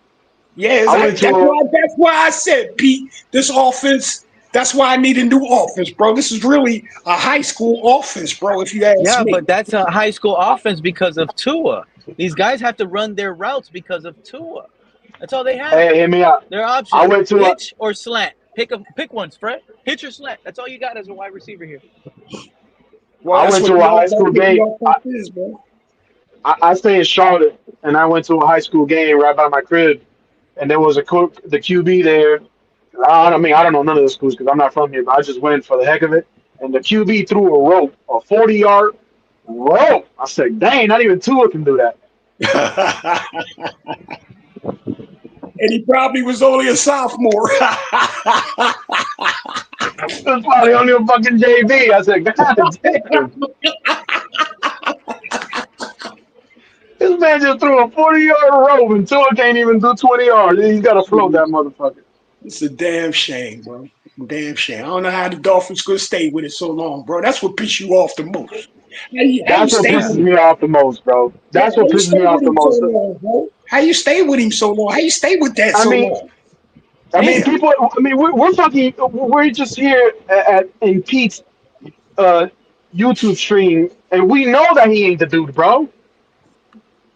We don't even get paid for this. And we don't even get paid. Like, come on, man. Like, you should know that already. Calling this out for years, bro. You know what? That's the kind of shit that make you say to Chris Greer, man, that's what the fuck you get. That's what you get, motherfucker. You know what I'm saying? Chris Greer never watched another football game. He would only watch the Dolphins game and go home and say, well, my quarterback had more completions than that quarterback this past game. That's all he would base his scouting on. Y'all remember recently we got a report that Greer was at that Ohio State game or something? Oh, he's evaluating his next quarterback. You went to go evaluate for no reason, Greer. They got rid of you. Hey, Ross he was sitting there next to Ross. He turned around. Oh, you like that quarterback better than Tua, Greer? No, Tua's way better than this guy. Ross said, this guy's a Tua near. I'm done with him. Ross called Greer a Tua near.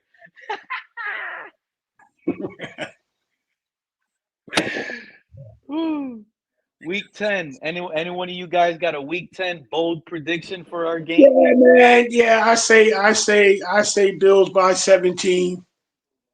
17. Yeah, bro. I'm predicting a blowout, bro. I'm predicting it. I'm gonna say worse than Damn, when Fred, you Lamar can't Jackson. even give us a bold prediction on our end. Bold prediction. Okay, I predict Tua And stay you know healthy. what? No.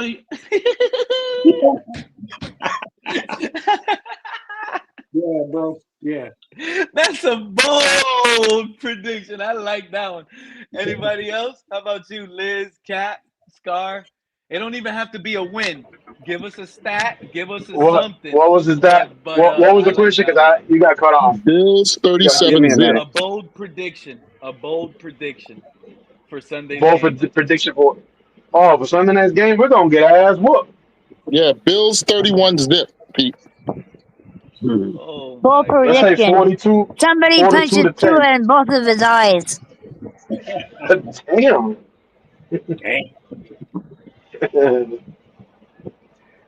My Well, whoever bold does that, prediction is it's going to be going so bad, we're going to see Mike McDaniel scream at Tua for finally. He's going to unleash and scream at Tua. The way Tyreek Hill broke week 18, I want to see McDaniel snap on Tua on the sideline. Like him just coming and benching him. That's the bold prediction. We're going to see McDaniel finally scream at Tua and bench him, and he's going to get thrown on the bench. I don't really got a bold prediction stat wise, but I'll give you my line for my week 10 picks. Here, hold on. Oh, give us your week 10 game picks, like you said in the chat earlier, Kat. Appreciate you.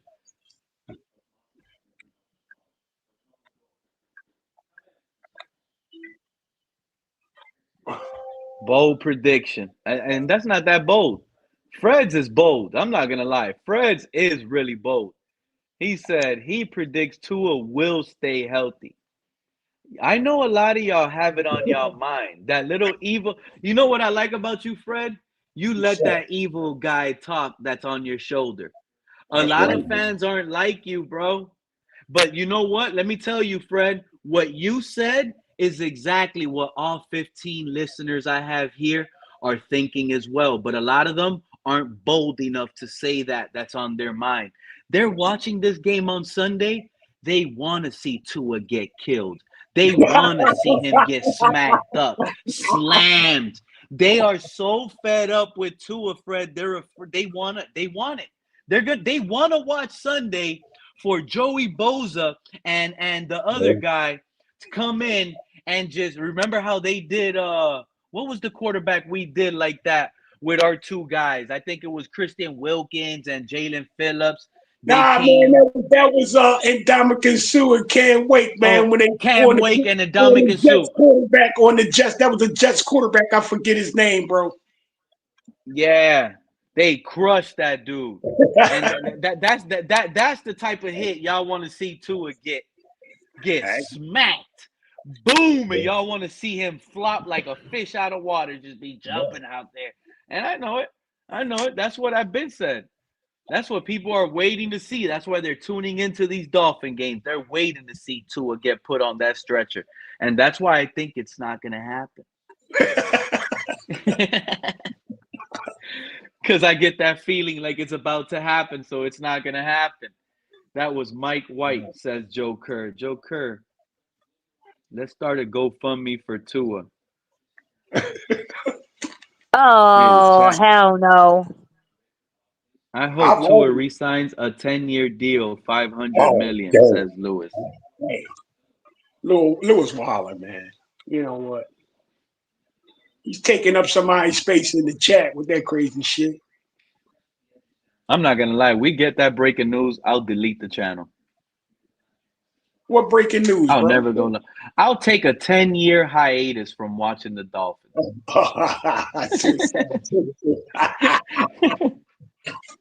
My next live stream will be in 10 years, 1 day, and 1 minute. Me, bro. I'm definitely switching teams, bro. That would be so dolphin for them to do that. Sorry, I missed it. To do what? To do what, Pete? To win? To sign to a another re-sign 10 the years. 10-year, $500 million deal. Yeah, that would be so Dolphins. That would be about right I'm for the going on the Dolphins. hiatus. My next live stream will be in 10 years, KP. 10 years. Shit. There'll be something called YouTube something else. There'll be I'm gonna be something honest else in with the you. future. I'm gonna be honest with you. I haven't bought not one dolphin gear, not a hat, not a shirt, not a shoe, not a sock, not a boxer, not a nothing in 3 years because of this same reason. I already saw it coming, and I said I ain't buying shit till this man is out. Till they do something else. I'm with you. I only buy dolphin stuff if it's on sale, Scar, and I see it there. If I see a dolphin Get out hat, of I'm here. an automatic like it. But if it's on sale, I will buy it. If it's not on sale, I'm not getting it. I'm sorry. My Oh, dad it's a made me. $40 My hat. dad. I'm looking to pay $20 right now. That's it. My dad made me a dolphin hat 3 years ago. That hat's still crispy, brand new at the house. I ain't bought nothing, bro. This was a Christmas gift, bro. I ain't gonna turn down a Christmas gift, bro. Hell no.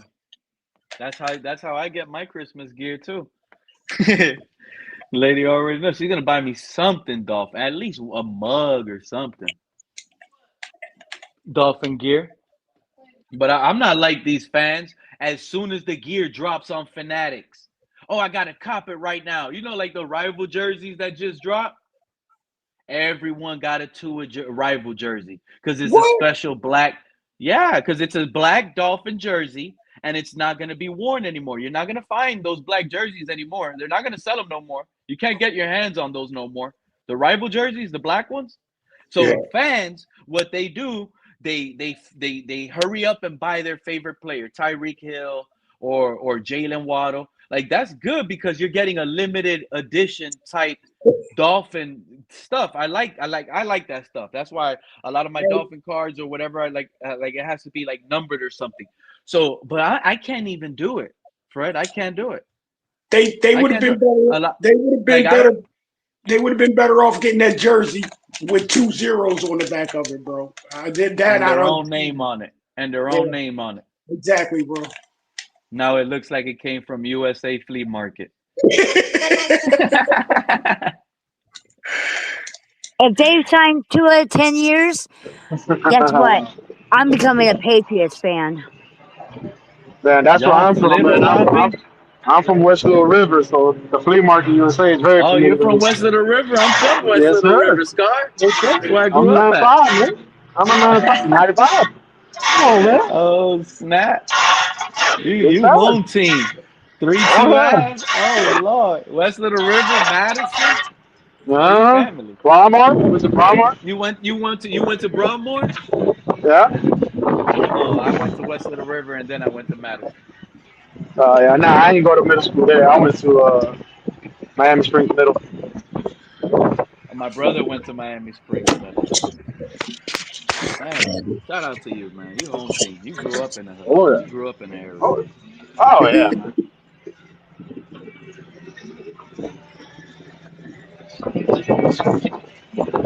That's the first. That's what's up. Real Dolphin fan home team, man.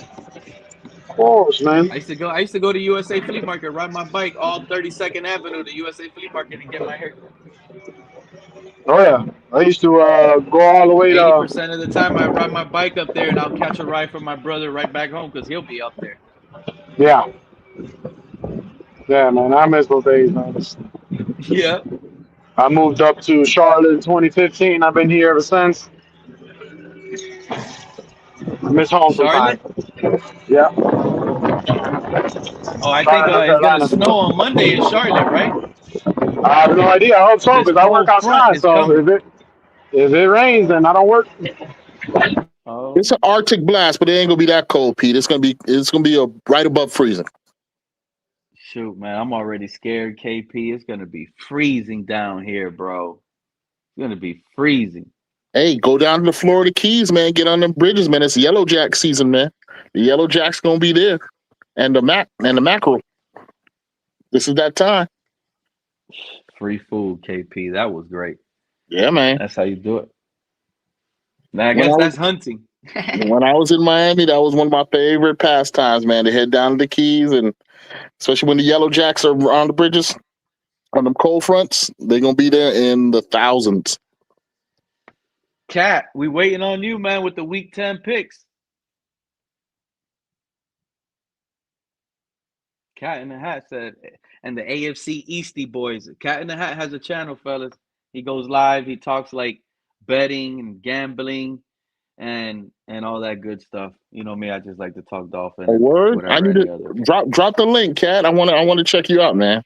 Because man, them parlays been kicking my ass this year. Usually I do good, but it's like if I do like a 4-leg parlay, I'll hit 3 of them, and then one leg. Like even last night, man, I needed damn Geno Smith to get 150 yards. That fool got 143. You know what I'm saying? I was like, what the hell?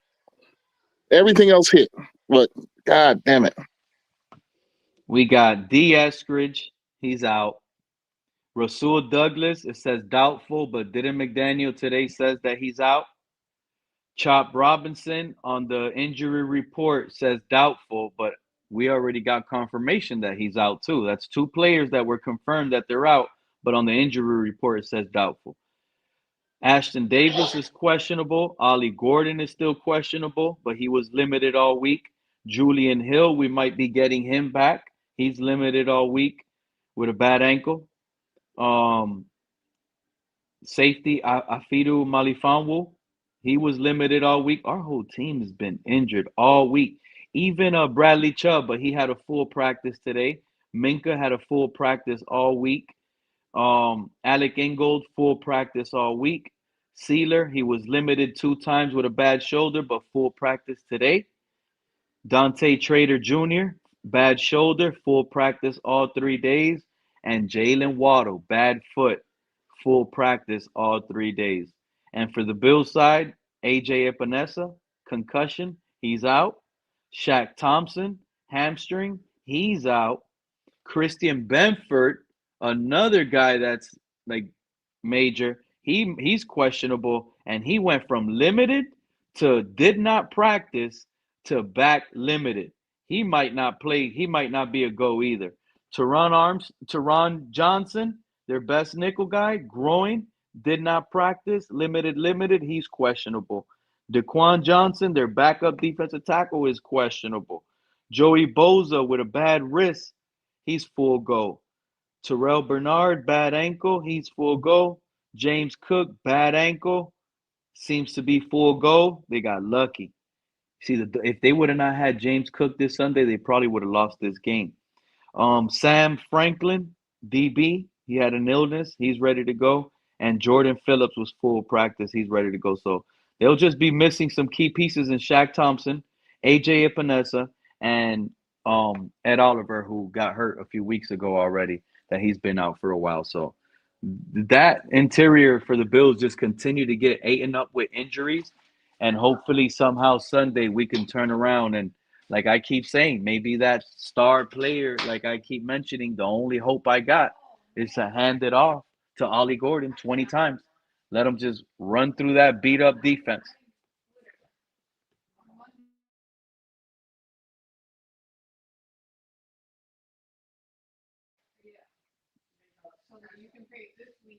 Cat, you back? What's the chat? Tank with Tua? Tank with Tua is the best name right now. We went from tank for Tua to tanking with Tua. Yes, sir. Got a new fan in the chat. Yes, sir. They're Fins fan, bro. Tua drops back, throws over the middle, intercepted by Hairston, their rookie. Ooh. And that's going to be on the first play of the game. I'm glad you brought that into the air because I'm with you there. So am I. I just change the logo every week because I want to lose every game. Embrace the tank. Cita Villar, a lot more people are running with our slogan.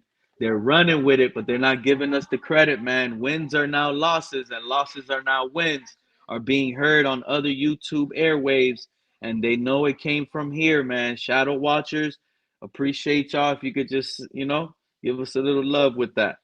Been a Bills fan since 73.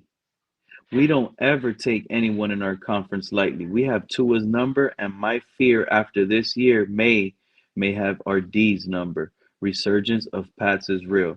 I'm glad you're a Bills fan, yes sir. Because I've been the only Dolphin fan up here trying to tell these people this Sunday there's an odd, weird feeling. There's an odd, that eerie, weird. It's full moon. I don't know what to tell you other than expect the unexpected. Well, I mean, Just like I feel you because the last couple of games that we've been playing against the Bills has actually been close. It's not.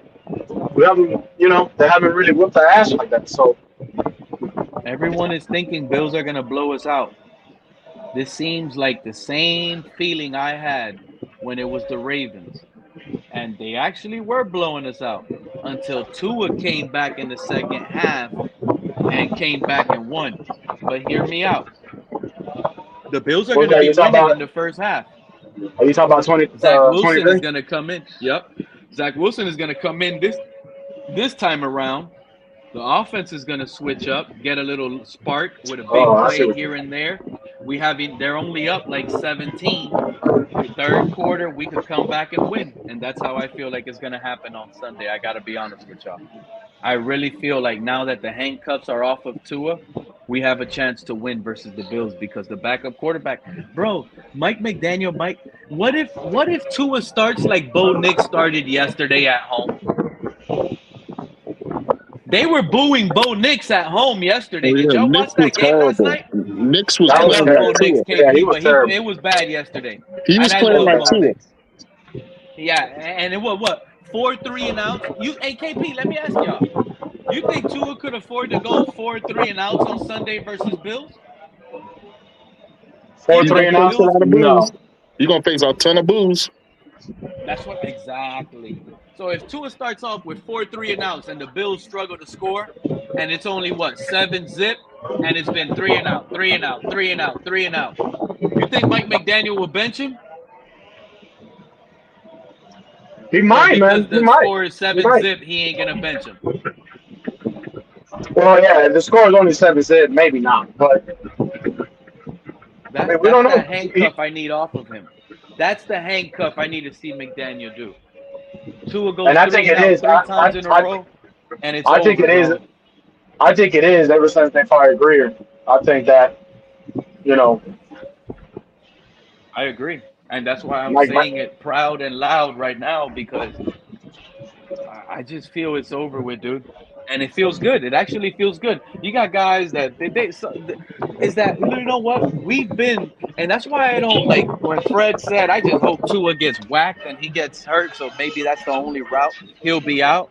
I don't harm him for that, bro. Someone like Fred that I know that hasn't been on Tua for since the beginning. Some of us have been in longer pain as a Dolphin fan than some of the early ones that are flipping now. That's why it's funny because some of these Tuaneers are crying on their show now the way we were crying a few years ago. I guess the tables done turned. It was funny to y'all. It didn't make sense to y'all. And now look. But it's just the reality is we've been frustrated longer to the point where I understand why someone like Fred would turn around and say, man, they need to just take his helmet off. Clap him, boom, hit him. Because to some now at this point, it feels like that's the only way we're gonna get off of Tua, and I hate that feeling. I really do hate that feeling. So I'm at the point where I want to see Mike McDaniel come out just like yesterday night's game, bro. Tua 3 and out, 3 and out, 3 and out. You did three and outs in a row. Anthony Weaver had made the Bills punt twice already. They scored on their first drive, and Anthony Weaver cleaned it up. Still 7-zip. Bro, don't wait for Buffalo to go and now score another touchdown, go up 14-zip. Now Tua has no time left, halftime. They get ball, they go down, score again, 21-zip, Tua 3-and-out, interception, whatever. Now you want to take them out. The game is over with. I just want my backup quarterback to come in when there's a fighting winning chance. I got to be honest with y'all. That's all I ask for, Mike McDaniel. Please, McGenius. I'm calling you McGenius. If you're listening to the show and you're doing whatever you're doing with your little playbook in front of you, just pull the guy, bro. We're done. Listen to us, bro. We're done. Yeah, McDaniels, listen to us. We know what's best for the team, and Tua's not it. Talk to them, Liz. Talk to Mike McDaniel right now. We're done. It's been too long. It's like we're suffering here. We're stuck on the slide. You know, we went to the pool and we got on the largest slide ever. We're happy. We waited in that line, Liz, me and you, 2 hours. We finally went in that slide, and you know what's going on? We went into that slide. Now it feels like we're never getting out. Hey, we're scared for our lives now. This slide ain't never ending. We've been in here for about 5 years. When do we get out? When do we see the light, Liz? Hey, Pete, you know what? I want to send Tua down those metal slides you can back in the 80s in shorts and burn the living heck out of his legs. Cap, what's going on, Cap? I Tua worry is about you about to sometimes, kill the Liz. Bills. Tua is about to kill the Bills and make this magic return, or the Bills are about to kill Tua and send him in his locker empty packing. How you feeling? I feel, and good afternoon, ladies and gentlemen. How do I say? I'm looking at the reports now, and pretty much all the people that we thought were going to be hurt on Buffalo's side is healthy, so they're going to flambaste us, bro. No, I just read the injury report. Epinesa is one that's shocking that I thought he was going to play. He's already ruled out. Shaq Thompson is ruled out. And Christian Benford doesn't even look like he's about to play their best cornerback on the team. So I don't know. James Cook is playing, though. He is a full go. But James Cook might be – first of all, James Cook only plays 50% of the snaps regardless. So if he's playing hurt, he only might play 40%. If he plays more than that, that means we put up a fight. We put up a fight because his ankle isn't going to get any better. He needs that thing to rest.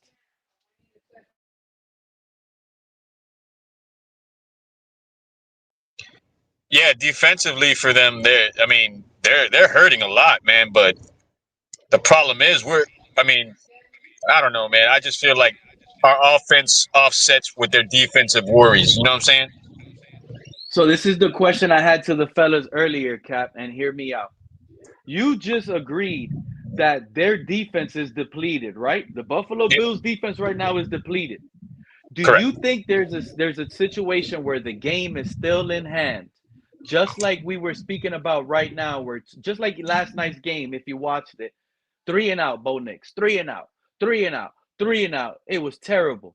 But what if the Bills only have 7 points? It's late in the second quarter. Tua has not been able to move the ball. The boos have already been loud because it's home. You think McDaniel's going to pull that guy in a close game like that? Yeah, I don't think so. Damn, man. I knew it, bro.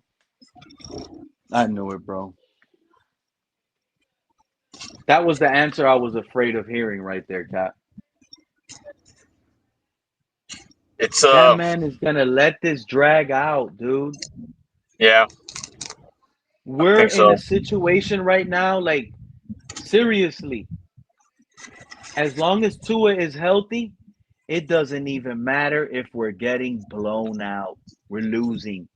It's him as long as he's healthy and we're rolling with it. I don't want to go down like that, bro. There's still 8 more weeks of football. So you're going to tell me the last 2 months, right?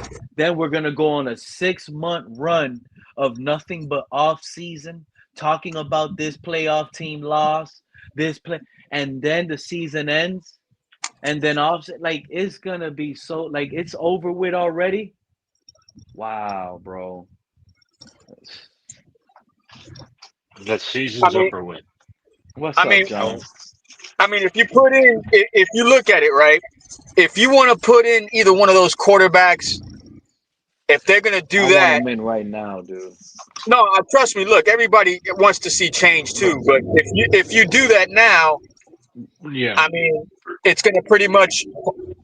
it's going to be a slow purge. I mean, it may take a year.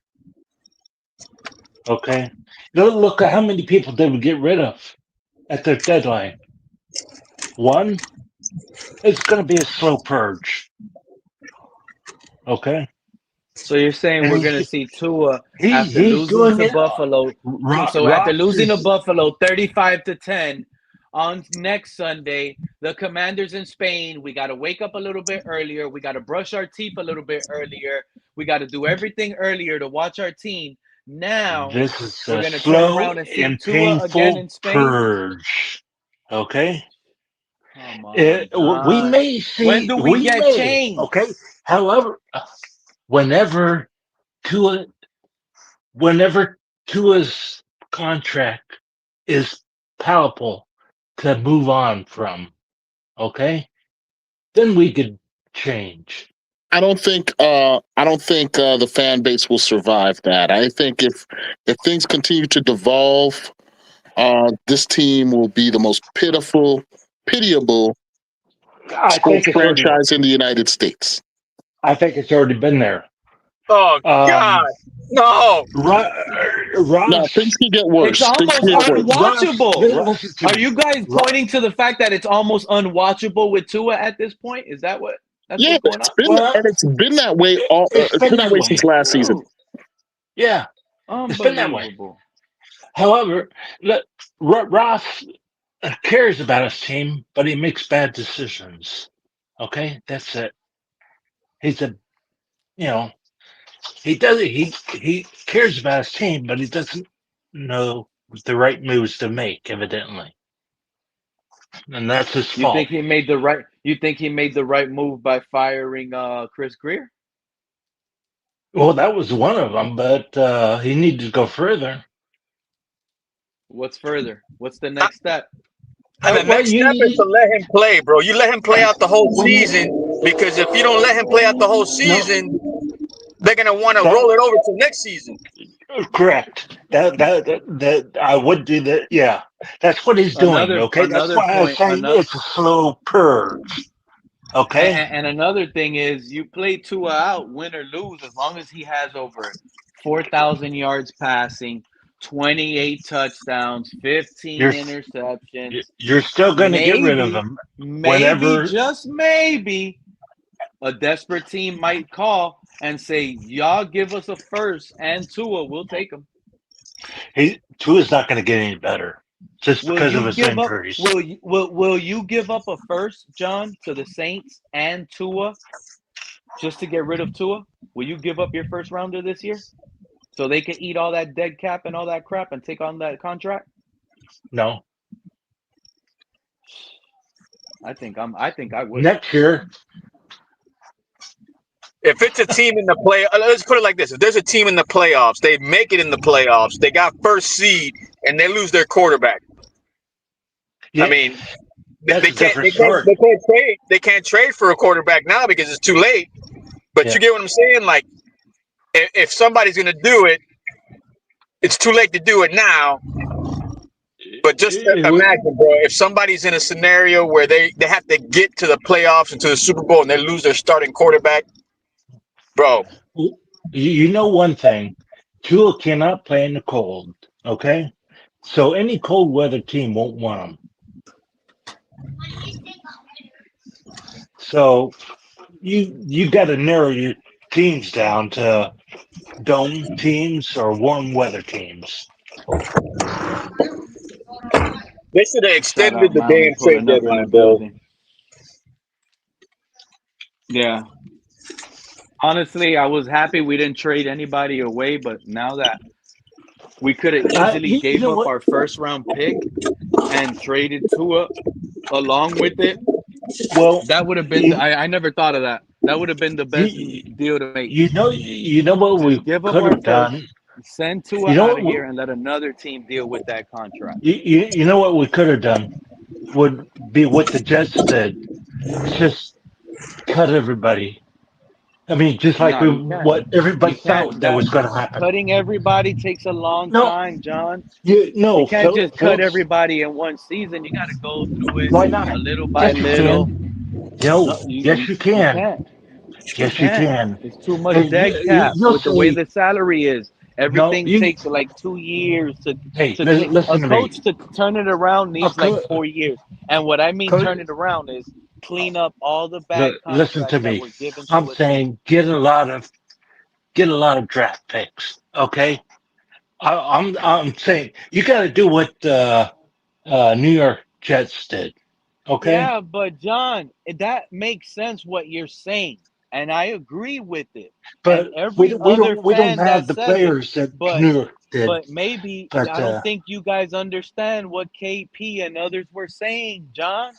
well, I wasn't You can here. say you can say we wanted draft picks, but if our guys are not valued as much as you guys value them, other teams don't No, value them the same, yeah, dude.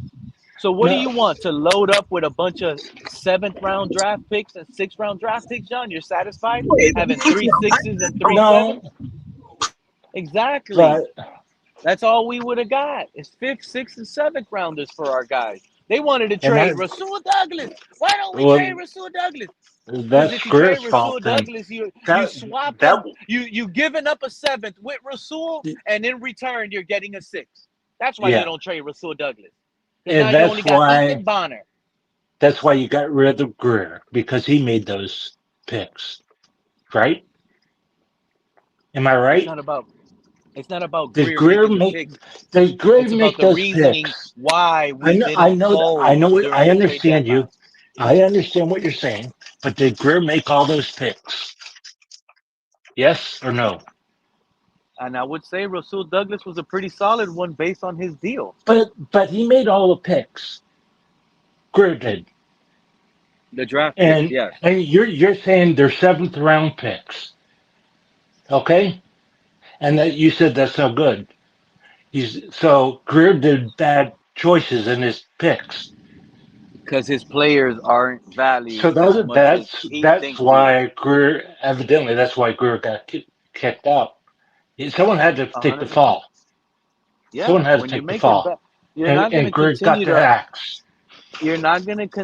run the restaurant if it's not bringing you profit and you got to buy materials every week and you're going in your bank account to fill the restaurant up every week. Yeah. Well, once the Well, investment is bad, you got to let it go. And what? finally, Stephen Ross realized this guy is investing bad everywhere. Yeah. Someone, it wasn't only the game. I'm starting to think Dan Marino opened up his mouth now. You see how he's been Yeah. looking lately on the side. Dan Marino must have told Ross, it's done, bro. You got to cut this. Someone. Yeah. Whoever picked Tua, I don't know who it was, It was but Greer. it was Greer. Okay. That I would have, like I said, from the beginning, I would have never picked him just because of the injuries in college. Worst GM Just in the league. that flat, I would have never picked him. Okay. So it's official. It's official. Like we can say this now with him knowing what we know now. It's official. He's the one that made the call. There's He's the no one that also secret made the about it. extension call too. It's no I secret assume about it. so. He was the general manager. That's what I'm saying. There's no secret around it, Cap. No, yeah, no. What I'm saying is everybody kept saying that McDaniel was the one that spoke up for him, but the one that evidently got him paid at the end of all was Greer. Greer was the one that got him extended as well. 1000%. Getting Tua extended made Greer go home and sleep at night. He was Yeah. safe.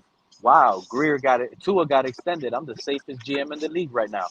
When you get a quarterback extended to a high contract, the GM is safe, bro. That was your pick. That was your quarterback. You hit right. Yeah. You got the star. You selected him at 5. He's big in the game. He's won plenty games. And that's why Boom. we're going to be punished with Tua until probably in the next year because of as we extended him, which was a stupid move. I would have never done. I would have made him Yeah. make go one more year, make sure he does a whole full season without getting Hey, injured. speaking of moves, who's our tight end? Who's our If tight end? Julian Hill's ready to go, it should be Julian Hill and Greg Dolchich.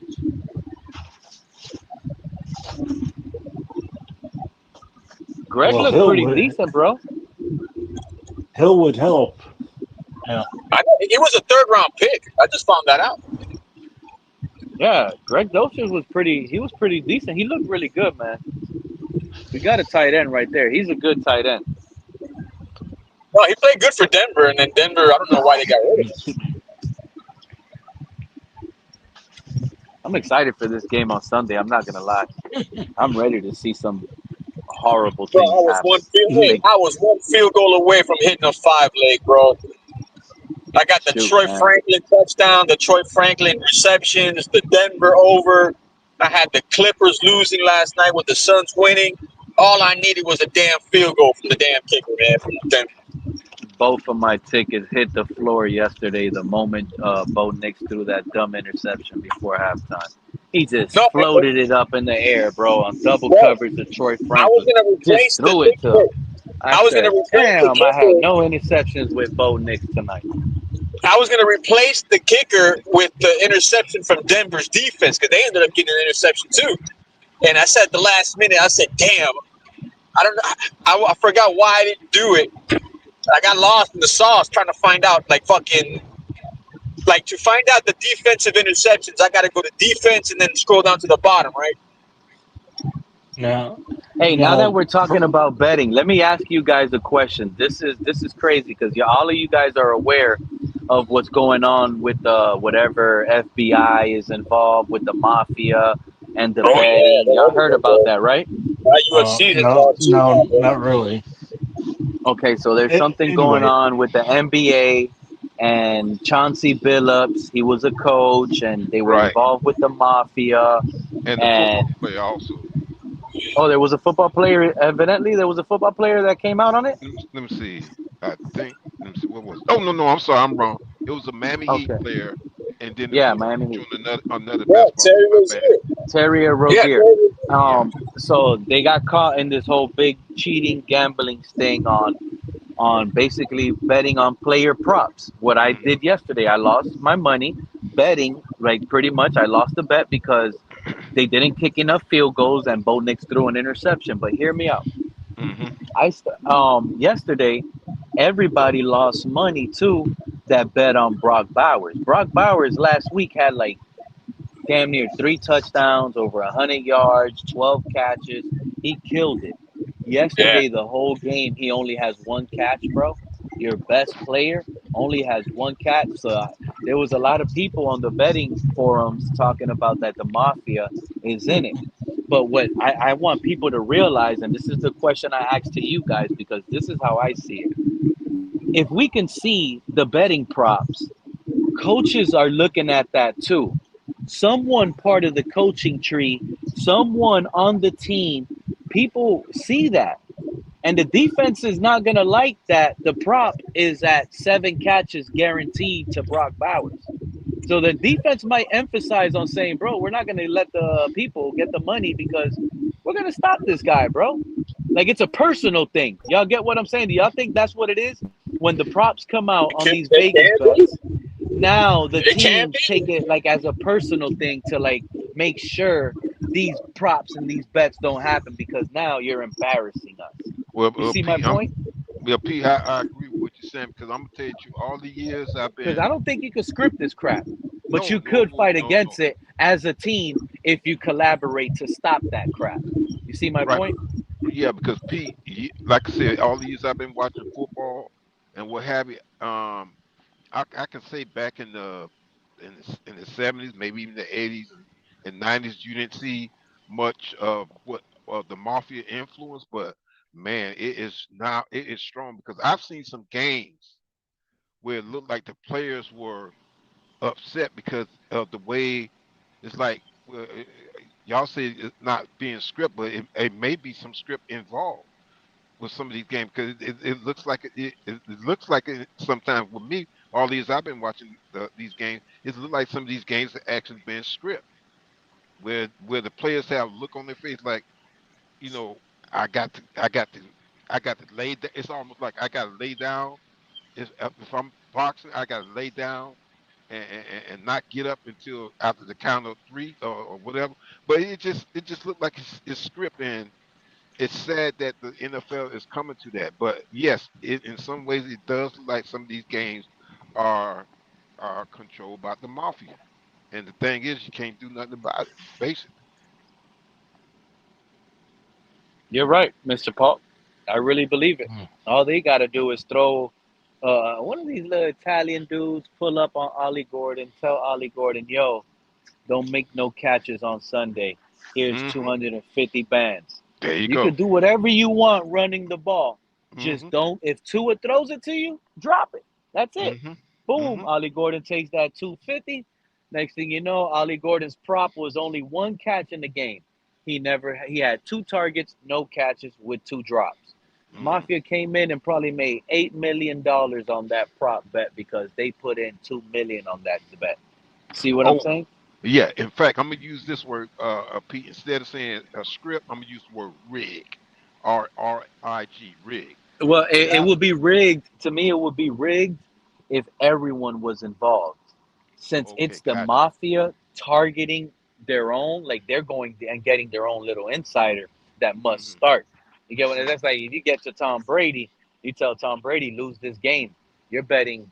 You're betting all your businesses. You're betting your houses. You're betting your cars. You're putting it all on hmm the line. If you got someone like Brady on the inside, you see what I'm saying? These mafia guys sound like they trying to get inside players to lose their own props, and that's where it's getting concerning. Yeah, I hear you, but what I mean, what can be done about it? Because the mafia's big is they're big. I mean, what can you do? Because I, that you I talking about I the don't whole think there's nothing you can do. you can't because you talking about the NFL, the NBA. I don't know about the baseball. I don't know about baseball. I don't know if they're involved in baseball. I don't know. Uh, And it looked like they're they involved in all the sports. The and all smaller this. the Got sport, you. the hmm yeah, the less they'll get caught. Yeah. So what can you do? I have no You may idea. You not got to like what get we lucky. see. Yeah. Just gotta have to just roll with the punches in a way. You, Uh, as a You know, fan, because we got to get lucky and hope that the mafia's on our side. yeah, I agree with that. I agree. Doesn't it feel like the mafia's been on the Kansas City side for a while with all those ghost calls and everything that happens? Yeah, yeah. In fact, Yeah. there was one year where the referee. I mean, pretty much a whole season with different games. The referee were making some bad calls. I said, man, it's no way in the world Kansas City, they can. sometimes Philadelphia. I hmm remember calls at Philadelphia. Um, got I mean, they let it go. You know what Philadelphia did. hmm There's a lot of calls Yeah. that time. And and also y'all was speaking on number 85 of the Miami Dolphins. I'm gonna tell you something. I don't know where this guy came from, but if I was the Dolphins, I would hold on to number 85 as He looks like his a name. real tight end, right? Yeah. Is that Hill? Yeah. I mean, No, No, no, Greg not Dolch. no, not Julian Hill. oh, It's okay. Dolch. Deuce. Yeah, No, Greg Dolchis, I think is how you pronounce his last name. But yeah, we that got Julian Hill and Greg Dolchis to look forward to for the future. that Yes. those look like the Uh, real deal. I don't know Our where we tight got them end from. room at least is it, solid. We ain't got to Yeah, worry it, about that yeah. right now. it is Dolce or whatever his name is. Is he a blocking tight end too? Yep, he looks physical. hmm He's Yeah. big. He looks like he could run block. He looks like he's part of the thing. Yeah, that's good if he could do that. He looks good. Yeah. Hopefully he could stay healthy and he wants that. He still has that will to win. Well, he could land on his head and not get hurt. That's true. That was a good play to see, right? Yeah, Right? That's a good play to see. You had to see that to yeah, sit here and say, "Wow, big dude like that roll on his head and doesn't get hurt. Like he made the squad. That's why he's playing." yeah.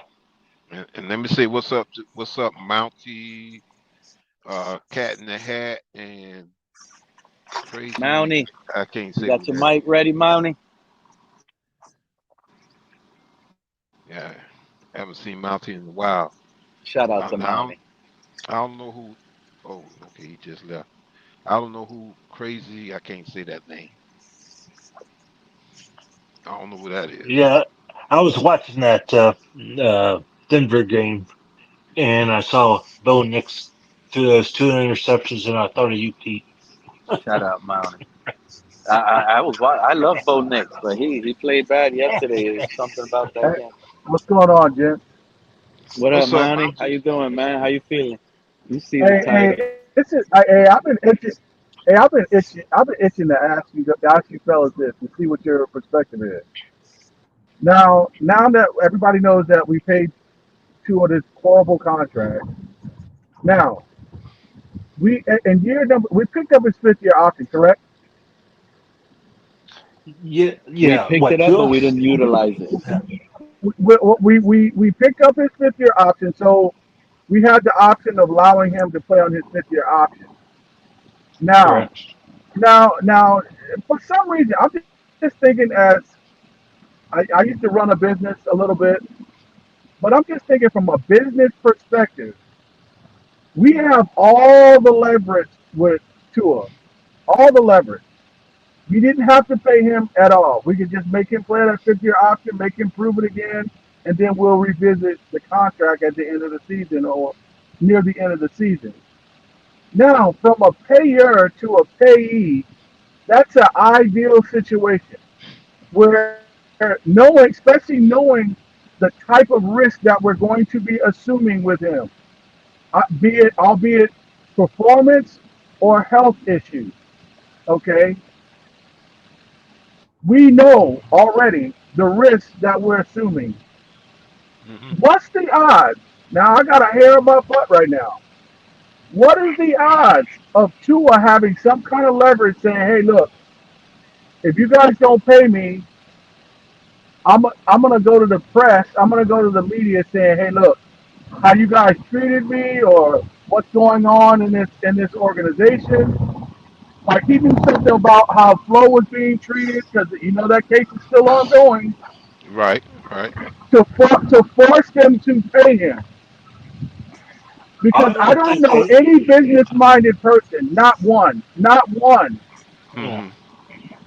I don't become think they. successful and stay successful making foolish business decisions. I Yeah, just don't.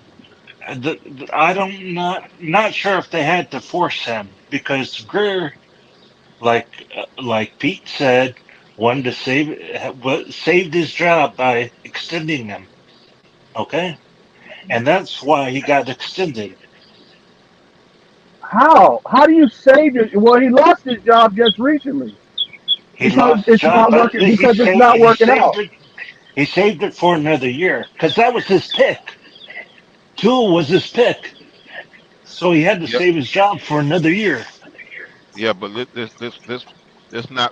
not forget that that McDaniel's was the main one who went to Ross to see that to get his extension. It wasn't. I mean, Gear could have been a part of that, but from what I'm hearing, it was mainly Ross that wanted to make sure Well, he got I his heard. extension. I don't know. I've You been know. trying to do a little fact finding. I've been trying to Hmm. do a little fact finding, but they Yeah. had a quote somewhere that Tua said that. Well, of course, Greer believed in him Hmm. when nobody else did. Now, Hmm. I don't know what that means. That could be a cryptic type of take. But he said Chris Greer Hmm. believed in him when no one else did. So I don't know what Hmm. that means. I don't know Hmm. what to take of that. Hmm. Obviously this kind of leads to the fact of why Chris Greer is no longer here. Tua is playing Yes. like trash, and you made me sign this guy to $200+ million, and then look at the salary cap implications that it has on our league going forward. Because see, I don't know. First of all, I'm gonna tell you something. Any contract that I sign Tua to, especially knowing what I know from him in years past, I need, first of all, you have a shitty season like it, I need an immediate out. I'm sorry. You're not Yeah, getting 2, 3 years. No, I need an immediate out. Hmm.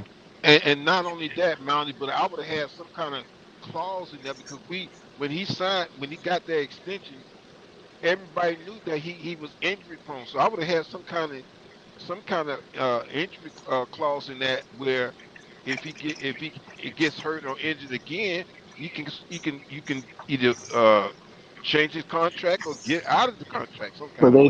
But they I do mean, have insurance. cause you look at what Reports just came out happened. that he picked up an insurance on his injury or whatever the case But is. Pete, look But what just but happened. Look remember, what the happened. contract stalled. The only thing it sounded like we fought off and we were able to wink wink win in this contract was the fact that Tua was demanding a no trade clause. And finally Tua signed the deal with us not having to be Tua holding us back with a no trade clause.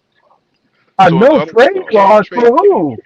That's the For reason. what? That was because Tua wanted a no trade clause on his contract, but he didn't get it. But that was like pretty much the only thing he really didn't get. Everything else he got. So basically, Injury that's our only insurance. out. He got injury insurance. If he gets injured, he still gets a lot of money. All of that. Mhm. So Like, in other words, no, no, go ahead, man. but I just don't understand from a business perspective who makes a deal like that. I mean, listen. I mean, even the art of the deal, you got to make sure where you win. Where Tua, Yeah. first of all, if knowing that he has injury history and his performance lapses, it's no way that you commit that kind of bread to this man. And if he don't, if you make him an offer and he Hmm. don't accept it, then you playing on your 50 option, buddy. Hmm. Hmm. And then, first of all, okay, what pushback does he have? Okay, I can't. I got to play on it. If not, then you get fined if you don't show up. He can't hold out. He can't hold out, or there's a consequence. There's financial consequence. Hmm. So that's what I'm saying. So like this, I mean, we knew it, and that's why it seems like Ross. It seems like Ross is Hmm. not in touch with his football team because I'm gonna tell you something. Had he known in and all things about this situation, he wouldn't have given Tua that contract. I don't care what Greer said. Right. I'm sorry. It's Hmm. no way. You commit that kind of money. Right. This man can become a billionaire and stay a billionaire being stupid. Hmm. You know Exactly. what? And I'm Just a glad minute. you A I'm said lot. good. that, I have a Mounty. phone call coming in. Okay. And I'm glad you said that, Mounty, because it makes sense that Ross is not involved. He really doesn't care. He will hire someone and just trust them that they're going to do their job good. Hmm. Because I said it. I was telling all the fans here on my channel, they're recorded, go back. I was saying everyone expects us to do a fire sale. You guys got to lower your expectations. It's not going to happen. Maybe with Greer, it would have happened. I told everybody. But not with Champ Kelly. Champ Kelly is not a guy that his job, he feels confident heading into the offseason. Champ Kelly is a guy that is in an interim position. Put yourself, imagine you become an interim GM for something and you're working for this billionaire owner and you have to surprise him. You think surprising him is going to take losses and a bad roster or keeping the best players you have and try to turn it around and win with what you have right now? That's the position Champ Kelly's in. He's trying to win. I told y'all. That's why nobody got traded. That's why there was no fire sale. And that's a good point, Mounty, because if Ross was involved, Ross is already a known cheater, Mounty. He's already danced around in the realms of losing draft picks for going after Tom Brady and cheating with Sean Payton. Mm-hmm. Mm. And it's So sad. But I understand what mine say. It's like I kind of like we it though. I we kind of like it though, Mr. Park. yeah, but what I'm saying, I understand what Mounty's saying, because it's like, if we dug a hole for ourselves, but don't have no kind of way. We only have maybe just one way of pulling ourselves out of this hole. And Champ Kelly already pretty much threw up the light, bro. Best players are gonna play. Open competition. He Yeah, didn't draft Tua. He's not gonna he's mm-hmm, not gonna sync with Tua like Greer was. mm-hmm, It's not what he's gonna do. In fact, he's gonna let McDaniel and trust McDaniel to cook with the top flight backup or Quinn Ewers. Why do you think there was a shakeup? Pay attention to all the reports we got recently. The backup quarterbacks are in open competition. Quinn mm-hmm, Ewers wins the backup job in Cleveland. Let's be honest, those are all Champ Kelly moves. He's been in charge for the last few weeks. This move didn't just happen overnight. The firing came overnight, but this was discussed. If Chris Greer got fired last week on paper through the media, in reality, he got fired 3 weeks ago when the mm-hmm, whole switch up started happening. mm. And Champ Kelly is onto something. But that's how they trying to throw us off. They try to throw fans off. Wow. Yeah.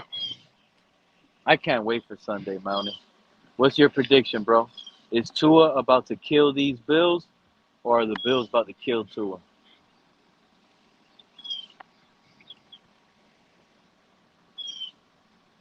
Y'all heard Mountie? Nah, nah. He Mount is on You didn't hear him? mute. You didn't hear him? What's up? You didn't hear me? Nah, because you're on mute. No, I was gonna Oh make a no, joke, man! but Mountie, yeah. Listen. This Tua sign, and I knew it from day one. Mm-hmm. This Tua signing was a horrible mistake. First of all, the fact that we drafted a guy coming off a potentially career-ending injury, a hip injury, Mm-hmm. okay, and you draft him number 5, like what? Like who's smoking what? Like who's smoking something? Like Well, who drafts a guy coming off a horrific injury like that? And number 5. But wait, you know what? I'm glad you said that because now it brought a question in my head. Which one is worse, drafting him at number 5, or already seeing him for 4 years and extending him to a big contract like that? The second option. That Now, one is now, worse, right? now, now, Pete. I like how you contextualize that question. After seeing him for 4 years, okay, you see the issues that we have to deal with. mm-hmm. But you extend it. You You extend him had to an questions even of him much in bigger college with contract. injuries. You extend him to a much bigger contract. Listen, as far as I'm concerned, if I was Ross, anybody who had their hand on that needs to go. Bye. Yeah. Yeah. If I was Ross, I I would there's actually some put trespassing orders on anyone that talked about Tua and said draft him. there's a gross incompetence. They're like everybody. We look stupid around the league. Yeah. And I've I been want said to it. say this. Chris Greer is the laughing stock in those GM meetings and those owner GM meetings. Chris Greer is the laughing stock of the league, and so is Stephen Ross. Exactly. And And here's then on top of that, to double down on it, Chris Greer, when he drafted Cam Smith, like the dude, he barely got on the field, and now you got to cut him before his even contract is up. I think the FBI needs to investigate Cam Smith's bank account and see where his transaction of his money was going to. That must have been I'm gonna sign you to a 10-year, a 4-year rookie contract for $5 million, but out of that you got to give me $2 million. You keep 3. You don't even got to play. You don't even and got to show up. That was a And he favor to get extra money into Greer's pocket, like a scam. and Mountie, what makes it worse, Mountie, is this. I was on the show with Iceman, and y'all can check him out on the Z Zone. He did a special thing on tour back in the start with his college days. Not only did Tua had bad hip injury, but he had concussions at Alabama also. I didn't know that. I didn't know he had concussions playing at Alabama. So he had concussions. He had the hip injury. Also knew that he had ankle injuries as well. So if I know these things, or should I say, we knew these things, you can't tell me that that Greer, Ross, and some of these other people did not know these things. So y'all right. Anybody who had knowledge that Tua was that injured in college football at Alabama, come on, man. There's something wrong with y'all. I mean, I'm you gonna guys tell you are right. professional. I'm gonna tell you right now. I'm willing to bet. I'm willing to bet part of my life savings. Tua probably would have. He probably would have slipped late second round or third round. That's what I said. Tua would have probably been a fourth or fifth rounder. He was a That's if he project. got I, drafted. I can That's if agree he with got that. drafted. He I, was a project. yeah, I'm a dude. And then on top of that, look at where he's coming from. We Look at we where he's coming scouted the complete opposite. You got most scouts saying, "Wow, he wows with his movement. He wows with his arm." with that arm, that's it. That arm was a major thing right We there. got a quarterback that can't wow you with his movement and can't wow you with his arm. And we went and paid him. Oh man, that thing burns me up. When have we I think seen about Tua that. make a play another quarterback can't make? Not me. I Listen. know that I see quarterbacks make plays I know Tua can't make. Mm-hmm. So now, and I think Kelly wants to move off of Tua, but see, whoa, what is the cost going to be to move off of him? It's gonna be expensive, but didn't the Broncos do that with You got to eat But it 2 but years.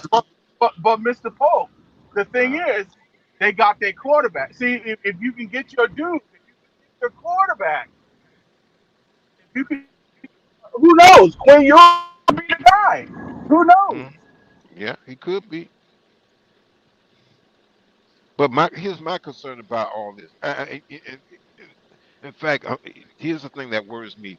That you brought it up, Pete and Mountie. If you were to bring in a quarterback or what have you, are we going to see the same carousel like we did last season and the season before? Even if you bring, we either bring a top quarterback out of the draft or go get a good veteran quarterback, are we going to see the same carousel like we did last year? That's what worries me about bringing in a quarterback as long as Tua is on the roster. That's what concerns me a great deal. To be straight. Yeah, I think we're gonna have to. Sad to say, Mr. Park, if Tua starts versus the Commanders, we go on a bye week, and he starts versus the Saints again. I want all of you guys to know Tua is gonna be the starting quarterback next year with the new GM, Mike McDaniel, and he just won't. It'll be a new. It'll be right now what they're talking about is what will actually be happening next season. The benching stuff. Hmm. There's a high chance all of that is pushed to next year. Like, this is the final year. You get to finish the year. If you stay healthy, you play. That's Hmm. probably what they told too. As long as you're healthy, you're gonna play. When the game is Hmm. out of reach, we're gonna bench you. That's Hmm. it. We're not playing no more games with you, Tua. Next year, he might have to fight for that job in the off season. Hmm. It's gonna be against Quinn Ewers and a third round draft pick at quarterback. Hmm. All of you guys saying we're going to draft a quarterback at first round, you want me to shut it down right now, Mr. Park? The reality is It's not worth it. These No. first rounders Mm-hmm. now, even Mm-hmm. second rounders like Salvanea, who held out on us Mm-hmm. because he wanted a full guaranteed contract. Mm-hmm. So now we're gonna have to ditch into the third round and hope a third round quarterback comes in for us to be able to get a quarterback on a cheap deal, and that's Mm-hmm. not holding us back to a guaranteed amount of years. You see that? Right. Right. I see what you're So saying. that's Hey, the hey, reality. Pete, do you like Sam Howell? Sam Howell, I like that he's not afraid to throw that ball. He's still on the shorter I side. like He's like him. 6'1". I He's like like 6'1". He's on the shorter side, but he's like almost like a little bit lesser like a talented Baker. Baker. He got yeah, he's like a Baker, straight up, like just like Baker, Mm. Okay. I straight liked up. him. UNC Sam when he Howell was is at the just like Baker. Commanders, I liked That's him. a good name. That's actually a good veteran bridge quarterback, Mountie. Next year, expect someone like Sam Howell and Something Quinn cheap, Ewers, somebody something that's like that. cheap, especially if we have to move off the top, off of Tua. If we got to move off Well, of the Tua. reality. Well. Let me tell you something now. This is real talk, Mountie, and everybody up here. Next off season, the Miami Dolphins are going to be a quarterback happy landing spot because now quarterbacks aren't going to be afraid to come over here knowing that the job is open for business. Oh, okay. Now, Got you on You I, see that. the I, difference? Yeah. I could see that happening. Okay, Yeah, because that's Tua may that's not that's be the the major thing starter. about now cutting the leash off Tua. He might not have it this year, but this off season, we can't trade him. Oh, okay. So, what veteran want to come over here and have an opportunity to start? Sam Howell? How much you'll sign for? Oh, Joe Flacco, you still want to play at 53? Let's see that arm come in camp. Who wants to do it? And then now you get to pick. Now the Dolphins will pick the one that they prefer. Mm-hmm. Okay. But see, Pete, okay, here's my dilemma with that. Tua is guaranteed 54 million this year. Yeah, 54 to sit the you bench. Yeah, you but could but you, you could a veteran quarterback like Sam Howell might be willing to sit here and have a conversation like I'll sign a 1 year deal, and once I beat out Tua and I'm the better quarterback and I win games, then next year we could come back on the table and discuss like long term. Because there's going to be yeah quarterbacks that want to sign here for a cheap 1 year deal, knowing the issues, knowing that they could beat out Tua in an open quarterback battle, and knowing that if they win, they could buy the fans in, and they'll get that Sam Darnold, they'll get that Baker Mayfield, that 1 year prove it veteran quarterback deal the Mm-hmm. next year. That's I what we're mean, going to be in the market for. Mr. Puck is on it. We're going to be looking for a 5th year, 6 year veteran that flops somewhere else, and we'll be picking up on a cheap deal that's willing to come here now because it's open for business. Yeah. the money doesn't matter when you winning. See, when you got your guy, the money don't matter. Like Denver, you right. got both, so you can pallet the money, okay? Because you going forward. You're not stagnating or going backwards. You're going forward. You see the potential with him. But when you have like a bunch of roundabout quarterbacks just fighting it out, and you still got a crazy cap hit that you're working through for the next 2 years or so, 3 years, however you do it, like that's crazy. Because I'm gonna tell you something. Conceptually, I can see this. If they're planning on moving on from Tua, now, well, maybe that Greer's gone. I can see them possibly restructuring Tua's contract to spread that cap hit out for the next 3, 4 seasons, 4 seasons, No, something like I don't know if you No, want to do that. if they cut him post June 1, they could then, after cutting him, take that cap hit and split it between 2 years, Mountie. that. So it's what, like 50 something million, both for one is like 40 Let's see something who million. this. Shout out It's to like Flower Pot. Flower Pot, what's going on? That was Tua, right?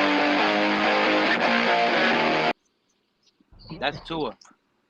Oh my goodness. That was Tua. Mm-hmm. what happened? Tua popped in. He's mad, y'all. We about to get mad Tua on Sunday. Y'all hear him listening to his little rock station? He's on his rock mode. But He's about see, to hit his head real hard. hey, fellas, what? Okay, who? Okay, and anybody address this issue? Okay, Tua plays the remainder of the season, and somehow or another he gets hurt. Then what? Then you start your backup. Well, yours or Zach? Probably yours. Yours. However you say his name. Yours. Uh, Yours. It was. that It, just Zach. basically closes the door on anything in the off season, other than a cut. Like you're not gonna be able to get nothing for him. Like you're gonna have to just cut him. Yeah. It's. I don't know unless someone wants to bridge quarterback and then want to take a chance. Hey, send him to the Raiders. No, I would like to see him go to Cleveland. Actually, Cleveland. No. I would like No. I would like Like I I would like to said, go. I would like to there's. send him to Cleveland with Bradley Chubb and maybe another player and get Shador Sanders in for Well, trade. there's only one problem. They know he can't play in the cold. Okay, that's No, what no, I I know. said that That's just before. suggestion. I just Yeah, suggested. just yeah, Yeah, I know what you mean, John. It's what you're saying is more than likely going to happen, but I'm just imagining, putting out yeah. something out there, food for thought. I hear you. I know what you're saying. Hmm. So Well, let me ask y'all a question. After yeah, go Sunday, ahead, let's Pete. say we get blown out 34-10 at home. What y'all gonna be saying after that? Tua, Well, bad game, 3 interceptions. let's just say I'm, Sunday. If I'm not doing anything the with first that. half, if we do bad, two may go out Yeah. anyway and put in yours. They may put in yours. Okay, so Oh, that's it. Tua had a bad game well, versus just for Buffalo, that threw day, three though. For interceptions. that game. So that's what I'm For saying. that. So you're saying just for that game. So after the Commanders, it's Tua's gonna come out in the post game podium. Oh yeah, I got to clean the turnovers, get back in the film room, He's see gonna my say the same mistakes. thing, Yeah, same yeah, like bullshit. he Yeah. always. So then it's gonna happen just like that. Commanders Sunday, he's the It, starter all over it, again. That's what and you're if he's a saying. starter and he doesn't do good, he's gonna come out. I mean, I might as or well. I guess it's what's gonna happen. I don't know. I'm not the coach, but Shoot, I'm about to start crying, John. Rich said Listen, to take Tua to the Jets. I don't know how much longer we could take of okay, this. do you What did remember we when I do to said at the deserve beginning? Wait a this, minute. John? Wait a minute, What did we Pete. do to deserve this? I don't know, but Pete, remember what I said at the beginning of the season? I'm not gonna worry about the whole season because I see where this is going because of what two is. Okay, if you and I mean, I'm just we lose, loss is a win. Okay, that's how I'm going to look at it. A loss is a win You ever because buy we a get a lottery higher draft scratch pick. off? You No, ever bought a lottery scratch off and had that sentiment? but A loss is a win. You're just throwing your $50 away. A loss is a win. Hooray! That's what it feels like right now, man. Give Tua to the yeah, It's Jets. terrible. It's easy to say, John, but now we're gonna see the Bills all happy, Bills fans chirping. Is that you know what? You know how I know we're gonna lose? There's gonna be more Bills fans in that stadium at home than there is Dolphin fans. Tua well, again at home is gonna have the excuse, "Oh, I eh, couldn't hear the offense. The yeah. Buffalo fans Excuse me. were What too happened loud." last game? What happened last Yeah, game? yeah. He said the Raven fans were too loud in the stadium. That's a home game, buddy. Fill it up with Unos in that stadium. Play better. Make those Tuaneers. You see, that's a confirmation that the Tuaneers aren't showing up no more for Tua. Yeah, Why is there that's so right. many Raven fans? The Tuaneers done Uh, gave up. They're not going to the games no more. They don't want to waste those $7 trip on gas. Did you hear what was it? The collective, Dolphin Collective, or whatever it's called. What does the They Dolphin Collective say with Omar Kelly, well Tupac, they TD, said that etc.? be- because I mean even Omar I think said it that I mean they he thinks the fans have already given up on this team. Okay, that's the Yeah. reason why you're seeing empty seats. Yep, and That's why don't he forget, had that's why I saw paper bags on people yeah. That's why you saw wearing paper paper bags. bags, and And people, that's mhm. when Mike Daniel made a change and fired Greer. He says it's because of Because the stadium was empty. I yeah got because I got my and the tickets paper bags. listed Yeah. at the max price possible because I know if anybody's buying it, it's going to be a Bills fan. If you get my tickets, you paying top dollar. If not, I'm gonna be there. I hear you. Make some money on it, Hey, I respect that, Cat. You're the realest one right now. That's real. Don't be like these other fake Dolphin fans willing to throw it for $20 right now just to get anything. Hell no, I ain't letting Buffalo come on the home side for $20. Fuck that. You huh? gonna No, pay you Yes, gonna pay sir. over 200. There you go. Make them pay Good through the stuff. nose. Good stuff. Hit them over the head every time. Buffalo guys don't know how to invest, Cat. um, Cat, you ready for your picks of the week? Give it to us. Oh, you didn't hear it? No, we never no. heard it. You were muted Oh, the I whole was just time. gonna give you my one for the Dolphins, but Oh, if you go ahead. want Go my ahead. one for Oh, Go ahead. We he don't just really went have much muted. longer. Yeah, he went muted. Give us the Dolphins. We about to end the show pretty soon. I hope everybody enjoys their Friday. We will be live hopefully right before the game or right after the game. I see it. I know y'all see it too. Fred said he sees it. A lot more fans say they see it. Are It's you no able to point. hear me when I go off screen? I hear you Yeah, now, Cat in the Hat. we hear Before you we now. go, give us Yeah. a bold prediction, Mr. Paul. A bold prediction for Sunday's game. I want to hear y'all Oh, best bold bold prediction before prediction. we go. I'm. Sorry. Oh man, this gonna sound crazy, but I just say my bold prediction is that we beat What? Buffalo, but by 3 points. We By beat 3 points. Buffalo We beat Buffalo by 3 points. with I who? like that, Mr. Paul. I like that. What's up, John? You got any bold prediction? It don't got to be a win. It could be anything. Yeah, we're gonna lose. That's not bold. That's a bold one. No, I, I don't know what to say. Um, if Hill comes back, you got a chance, I guess. No, for this game. Yeah, Yeah, no, a that's bold what I'm prediction: saying. Devon A. Chain over 250 scrimmage yards and 3 touchdowns. Yeah, it sounds good to me. Sounds That's good. what up, Mountie? You got any bold predictions for Sunday's game? Uh, I think we're gonna lose. And as far as I'm concerned, and listen, I'm being a realistic optimist. What's the point of Mhm. trying to win at this point? We need to be playing for the draft. I Yeah, agree. so, I agree with Well, that. here's the thing, man. I made my prediction, but it's not what I want. It's It's a hard to bold say. prediction. It's a Yeah. bold prediction, but it's not what. Oh goodness, I shouldn't say it's not what I want, but I just leave it like that. Yeah, I leave it like that. You just won your draft. You got one, Liz. Before we go, I'm gonna save mine. Mm, yeah, but I'm not gonna say it because Rich, he was like, "You're too negative." Yeah. Don't worry about I'll it. say, Rich. I think I read her mind. Bold prediction for Liz. Tua gets smacked on Sunday. They card him out. Gone. No, not Okay. exactly.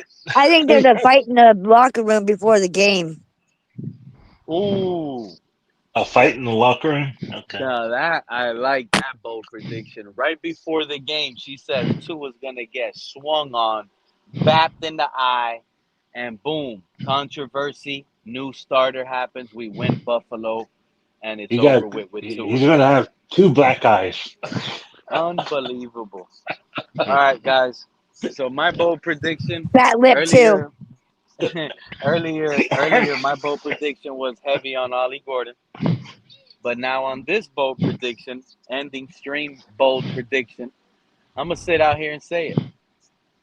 Zach Wilson and Jalen Waddle are gonna take over the game in the second half, and Zach Wilson in 2 quarters is gonna have 250 yards passing plus on Buffalo, and just beat the game.